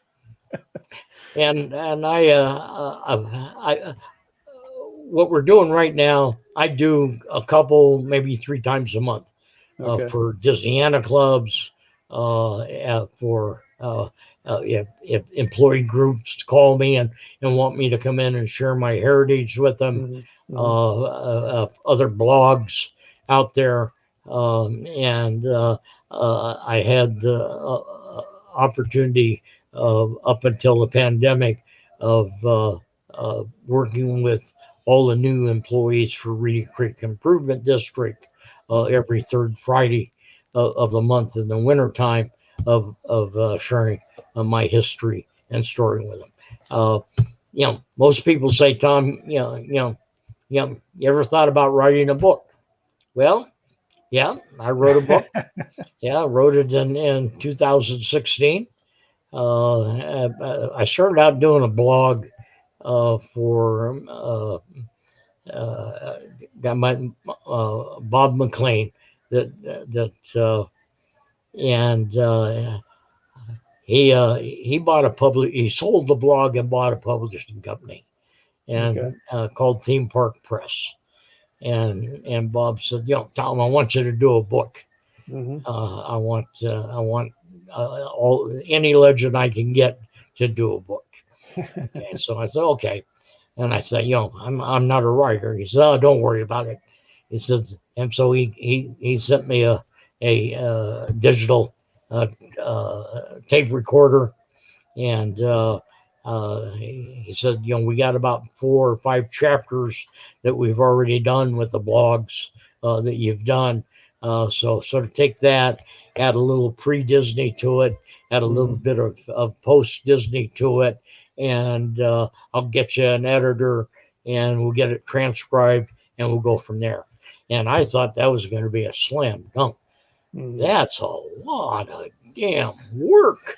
Okay, and work back and forth. But I had an editor by the name of Ron Price that just he was just great to work with.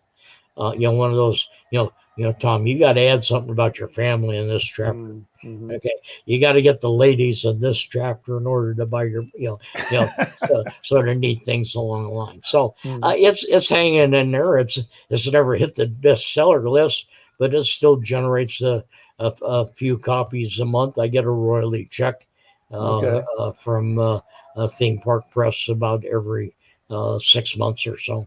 Okay, yeah, it's here. And there it is right there, actually. So that's from Disneyland's Tom Sawyer to Disney Legend, The Adventures of Tom Nabbe. So, yeah, I've been popping the link to your website. You've got a website out there called tomnabbe.com. And if you go to there's a link there for buying the book. But yeah, just go to tomnabbe.com, and if you want to put the /buy Tom's book, you could do that, or just go to tomnabbe.com, and there's a link on there to get to the book. Yeah, if you want it signed, that you can get that on the site. The cost of the book includes shipping, and I do overnight UPS priority mail. Okay. If you just want the book and you're Amazon member, you can get it on Amazon books, or you can get it in Kindle form on Amazon. Okay. But if you want a signed copy, go through your website. Is that what you're saying? Okay. So you go to Amazon, look for Tom Nabbe's book there, or you could go to the website and get it personally.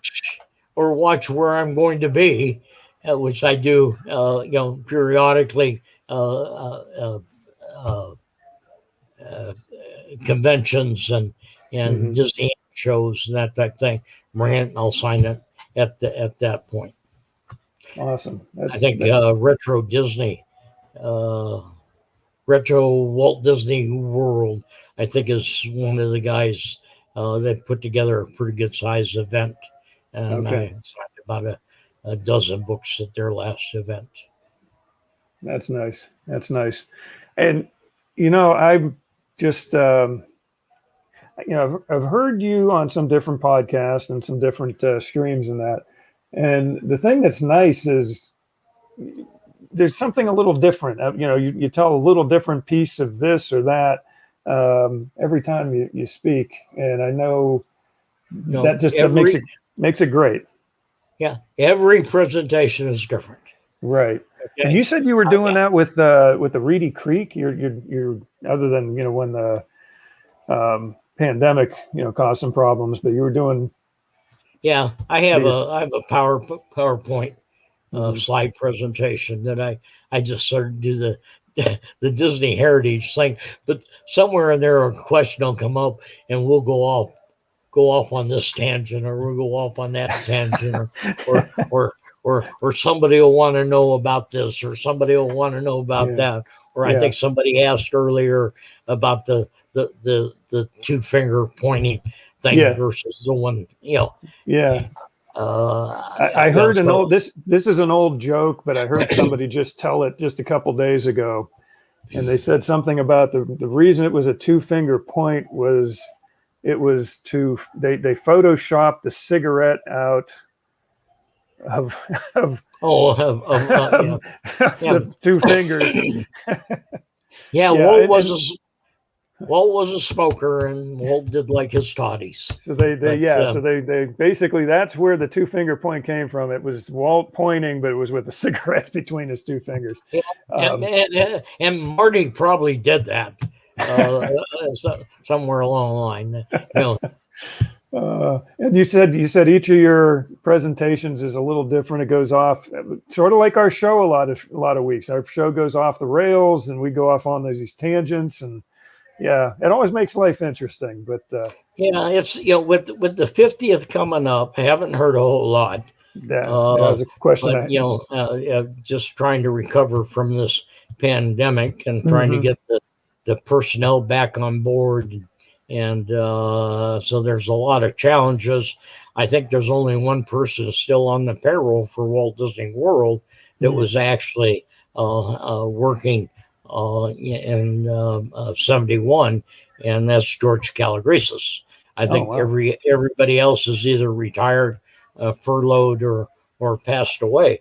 That's the problem with being in the 55 club at Disneyland. I think there's only 6 or 7 of us now, and we lost 2 this last year. So that's a shame. I think I can say, because I talked with Dave Smith before he passed away, that I'm pretty much the only person alive that can say Walt hired me. Yeah, that's absolutely phenomenal. And to be talking with you is just that much more of an honor to you're be talking with a Disney legend like this. Yeah, you're just pumping me up because you want. No, I'm not. I really am not. You want to do a follow-up program, I know. We could do that. But no, this has been great having you on. I've got, maybe 2 more quick questions for you here. I know Kelly had asked earlier. Kelly, in fact, she just made a comment here, says, this is so special. Thank you so much for sharing, your years of, living Disney dream. But she had a question earlier, actually sort of a 2-parter. She noticed your shirt, what it says there. And she, so that was back in 71. You were part of that group. And she was wondering, are you going to be there for the 50th in October 1st, 2021? Where do you plan to be? If you buy a book on Amazon, I'll be on Main Street at 10 o'clock in the morning. Bring it and I'll sign it. Oh, there you go. Main Street, 10 o'clock. October 1st, 10 o'clock. October 1st. That's my goal. And there you go. I do have reservations, and they are confirmed. Nice. We have reservations as well for October 1st at the Magic Kingdom. The only issue is, and this is sort of a side thing I've got, because of the pandemic, I've been having some trouble. I got furloughed, permanently furloughed back in October last year. So money's a little tight, but we do have the reservations. We're trying to save up the money for it. If all goes well, we're supposed to be there late September and through October 1st. And October 1st, we have Magic Kingdom reservations. So I hope we can see you there. That would be great. If we could get a book and get you to sign it personally like that. Yeah. Mine's booked online. through Disney Experience. So Yeah. Yep. That is great. I mean, so everybody out there, if you're going to be at the Magic Kingdom, October 1st for the 50th, 10 a.m., Tom is going to be on Main Street. Get his book. I've been posting it. I have it, going across the bottom of the screen, tomnabbe.com. Get his book in preparation for that. And that'd be something to be able to get Tom to sign it for you. Yeah. We'll even pick a spot. I will try to be in front of the cinema. Okay. At 10 o'clock. In front of the cinema at 10 o'clock. Yeah. Nice. Okay. That's a good scoop there, I think. Yeah, but if you can be there, I mean, you're going to be there. We got to try and be there. So. Yeah. One of the kids that worked on the monorail, and I say kid, God, he's probably 40 or 45 by now, by the name of Brian Newman, gave me a call and actually on Facebook, and said, Tom, I'm doing a monorail shirt. You want one? And I said, oh yeah, how much? And so he put it together. Out of the opening monorail crew, okay, there are 4 of the attraction supervisors that I'm still in contact with. Okay, that I out there. So somewhere along the line, we're going to do a blog with somebody. The opening group. 2 of them work through retirement with the Walt Disney Company, and 2 of them are teachers. Okay. Out. Well, we do have a blog site as well. We might have to talk with you about that a little bit. See if we can do something together on that. Okay. Yeah, that sounds neat. And Stan is saying this is so much fun. He's saying thanks for coming on. He says he wants to have you on his podcast sometime. So if you hear from Stan's a good guy, usually. Maybe you could be on his show sometime. But I've already got a request here from Kelly. She says that she's going to send me a book so that I can bring it and have you sign it for her. So, oh my goodness. So Tom, I very much appreciate you being on our show tonight. So you're there in 71. You'll be there in 2021 for the 50th. Signing books, 10 a.m. Main Street. Where did you say again? I'm sorry. In front of the cinema. Got it. Okay. Which would be under my window. I was going to say I would hope that's near your window somewhere. Yeah, that's even better. Yeah, I sort of have an attachment to that. I was hoping that's what you were going to say. Okay, well, this is your last chance to ask whatever question that you've always wanted to ask a Disney legend. Wow, that's a lot of pressure. That is a lot of pressure. Yeah, Katie said she had fun. T9 is having fun. She's laughing out there. Anyone out there have a question? You can shoot it here right now. Tom's waiting for you. Oh my goodness. You know what, Tom? I had something. So you're going to be there. Yeah, that's called old timers disease. I think I got it. It's right here. It's right here. Yeah, I find that when I go out in the garage, I'm going, why did I go out in the garage? Yeah, what was that for? What did I do? I came in here for something. I tell you, I got a granddaughter that's going to be 6 in September. Okay. And seeing Disney through her eyes now is such a pleasure. And I've learned more about princesses than I've ever known in the past yes. On that. And she is just a doll. Oh wow. Is she going to be there too? I'm guessing for the 50th. I don't know if they're going to come down or not. Okay. They're, like I said, they live in Columbus now. They have relocated from Atlanta area, so it's a little longer drive. So I'm not sure if they're going to come this way or not. Okay. Okay. But Kelly has a. We're go ahead. We're going up there for her birthday. Okay. I sort of have two windows. I gotta do a panel interview with Bill Sullivan, Billy Hosher, and myself for Give Kids to the World. Give Kids to the World that they're having at World at ballrooms in America on the 9th. Okay. That's a great cause. And then my granddaughter's birthday's on the 12th, and then I'm going to a reunion at Disneyland of folks that work from 55 through 80 at the Phoenix Club in Anaheim on the 18th. Okay. And I'll probably spend a few days out there visiting family and friends. I have sister and sister-in-law out there, and a few of the guys that I played football with and went to high school with. So gonna wrap that up.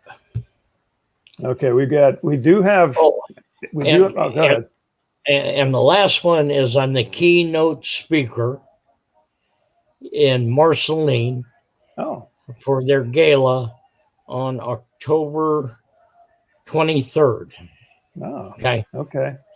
So if you can't drive to Florida with your book, then maybe you can drive to Marceline. If you haven't been to Marceline, they've done a hell of a great job of pulling together Walt's History, him and Roy, of growing up in that area. We had somebody post in our WDWpov Facebook group sometime this last year some pictures from there, and we have never personally been there. We've been to Missouri, but not there. So that's somewhere we ought to add to our bucket list. Inez and Kay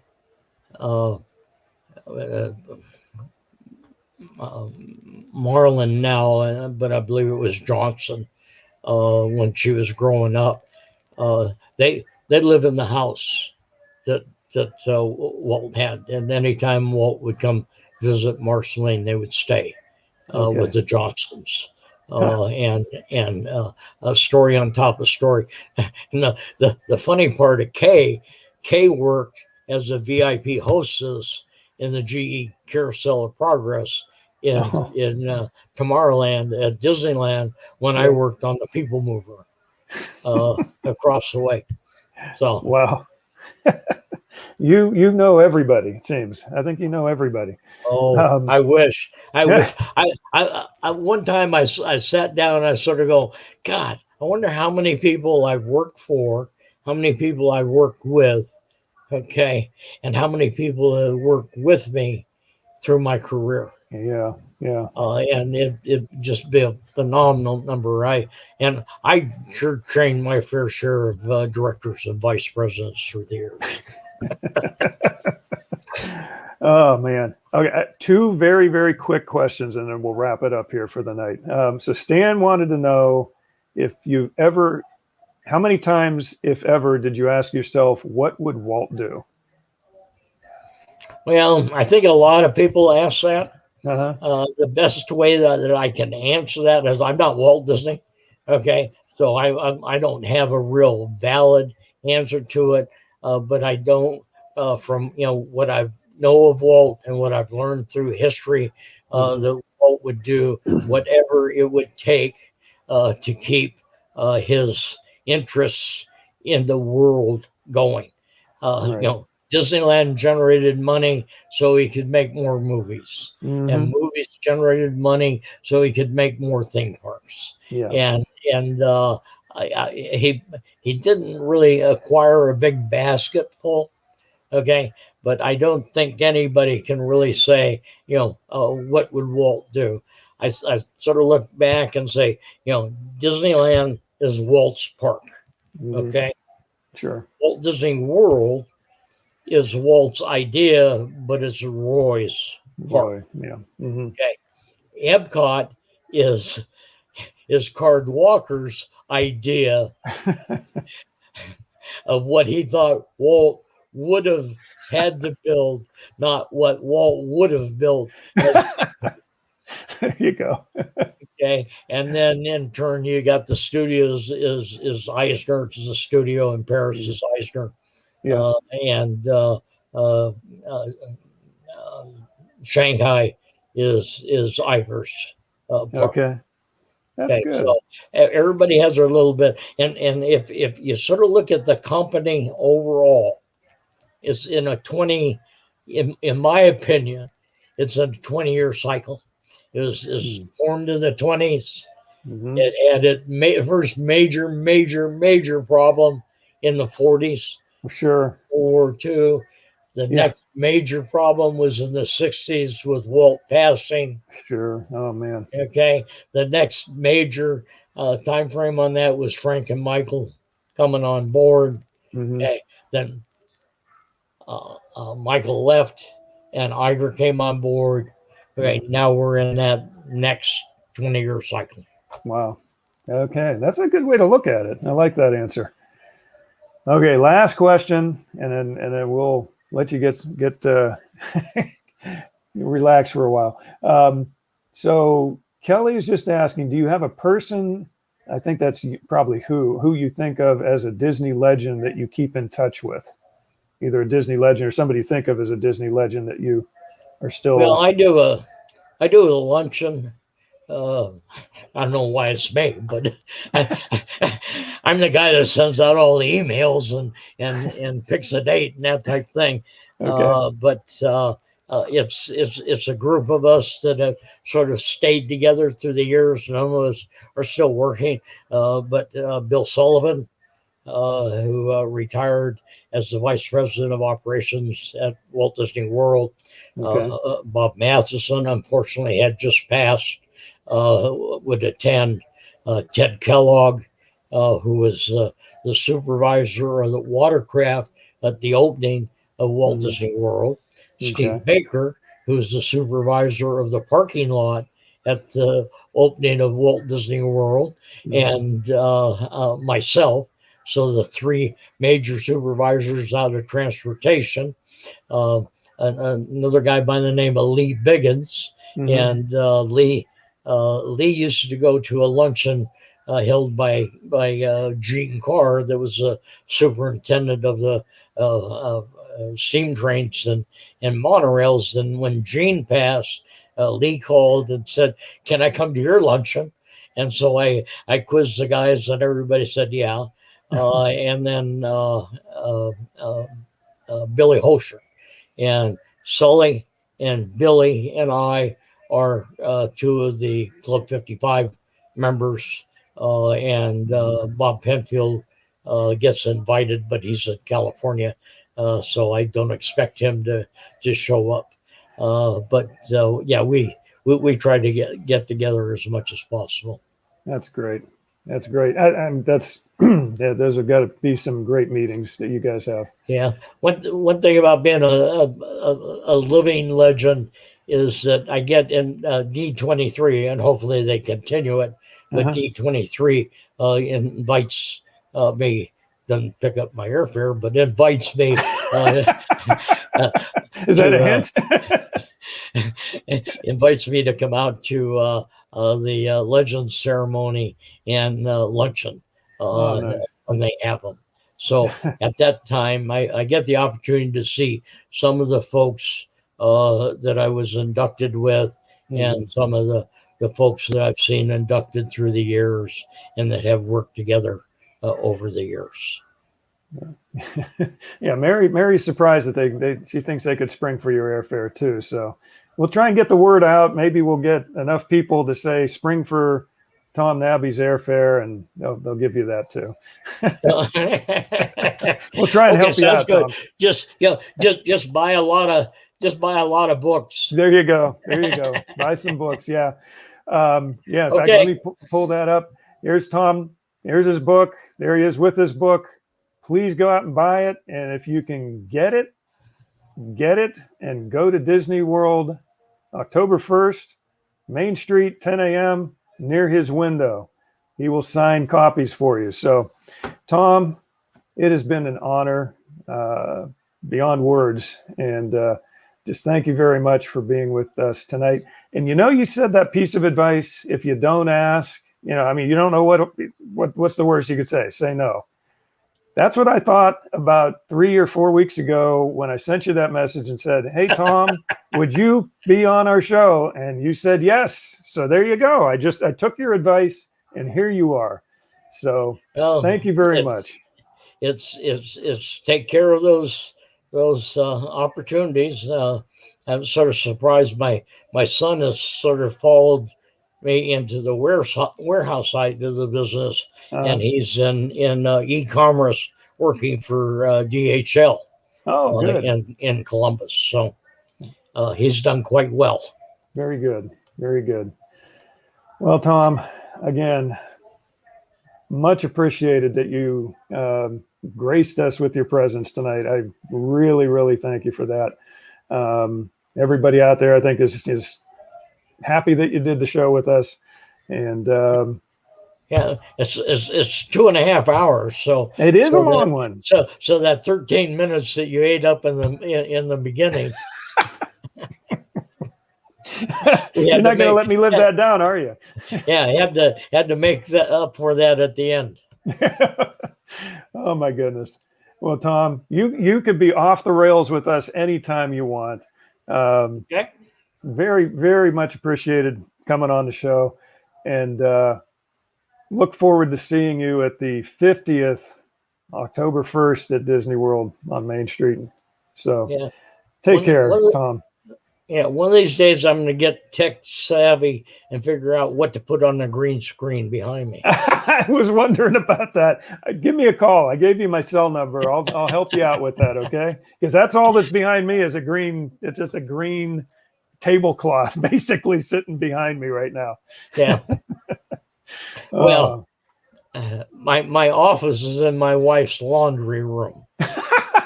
So what's behind this is the washer and dryer. Oh, that's great. Oh man, you've been a joy to talk to tonight. Well, super. I'm glad I made your show. I'm glad we got filled in the short window that we had to talk, and hopefully nobody in the audience went to sleep. I guarantee they didn't, Tom. Very entertaining. I appreciate it. Okay, Tom, thank you very much. Good night. And again, thank you very much for being here. Yeah. As Roy Rogers used to say, happy trails to you until we meet again. And I hope that is soon, Tom. I really do. All right. Have a good night. Later. Thank you very much. Man, Tom Nabbe. Disney legend, Tom Nabbe. I got to talk to him for almost 2.5 hours. That's insane. Unbelievable. Yeah, that's a good idea, Stan. Yeah, Tom needs a photo of his window behind him on the green screen. That would be a perfect thing to put there. Yeah, Kelly, thank you for your questions tonight. Thank you, everybody, for your questions and for joining us tonight. This was a fun show. I mean, I like I said, I've heard him speak on different shows, on some podcasts and things like that. But there were things he said tonight that I had never heard before, and I think a lot of you probably feel the same. That there were things that, that he said tonight that it was like, wow, I never knew that. I didn't know that. So I'm just catching my breath here. Got to talk to an actual Disney legend, which just amazed me. Stan says he really enjoyed it. Mary agrees. Wow. Thank you, Katie. Katie says it was a great show. It was a great show because of because of Tom Nabbe. I mean, I just sort of sat here and and that's weird. I actually sat here tonight and did something I don't normally do on a show. I actually tried to keep things on the rails for a change. I was actually trying to, do an actual, let's talk and learn some things. So that was different for me. That was very different for me. Wow. So I'm just going to bring this back up here again. I know a lot of you saw this. I'm going to pull it back up again. But this is a great book, From Disneyland's Tom Sawyer to Disney Legend, The Adventures of Tom Nabbe. And he's had quite a lot of adventures. So get the book, the website, tomnabbe.com. If you want to get a book and have him autograph it, you can do that. Get it on Amazon. But the cool thing we learned tonight is Tom will be at Disney World on October 1st at the Magic Kingdom, near his window on Main Street. I think if I remember right, Mary had said, I think it's off to the right somewhere, but yeah, get the book, and you can bring it with you. Tom will be there at 10 a.m. on Main Street, and he will sign your own personal copies in person. Not often you get to say, hey, I was with the Disney legend, and here's his book. He just signed it for me. Stan saying, yeah, love watching, love the stories about watching Disneyland being built. Katie saying, yeah, you did a great job. Thanks, Katie. I appreciate that. Can you retire from doing live shows now? Yeah, right, Stan. Sure. I'm 59. He retired at 60. I'm nowhere near that point in my life, unfortunately. And thank you, Katie. Yeah, Patty. We had a few illnesses in the family here this last week. So yeah, Mary saying, yeah, near the cinema. Like, yeah, that's where his window is at. But we had a few illnesses in the house. Fortunately, I didn't get anything. Marcus, who would have co-hosted the show tonight, other than having to do his kingly duties for the Mahoning County 4-H, passing out some awards and doing some things tonight in an event. He would have been on the show tonight, but King has his duties. So yeah, Stan saying, yeah, right above the cinema will be is where the window is, and near the cinema then is where Tom will be. So again, get his book, get it signed in person. If you can't be there though, you can still have him sign it if you get it through his website, which actually is right there, right below my finger. Look, I'm going to follow my finger, tomnabbe.com, buy Tom's book. So if you can't be at Disney World, Magic Kingdom on October 1st, 10 a.m., still get the book. He'll sign it for you, send it off, and you're good to go. With that, I think I'm going to go ahead and wrap up the show the way we usually do. Well, I'm going to take one more swig because I got to get my vocal cords good with our Gaston. Oh man, my voice is crackling, guys. This is going to be tough. Steve saying, yeah, I got monetized on YouTube. I can stop now. Not quite. YouTube monetization amounts to not quite so much money. Thank you, Katie. Thank you for the prayers for our family. They are definitely on the mend. They're in the upward trend now, so we're doing good. Night, Stan. Good night, Katie. And let's wrap it up with our usual end of the show song. So here we go. Ready? me. This is a little tough here tonight because I'm doing it solo, not Stan solo, but I'm doing it solo because Marcus isn't. But here we go. Now it's time to say goodbye to all our company. MIC, see you real soon. KEY, why? because we like you. MOUSE.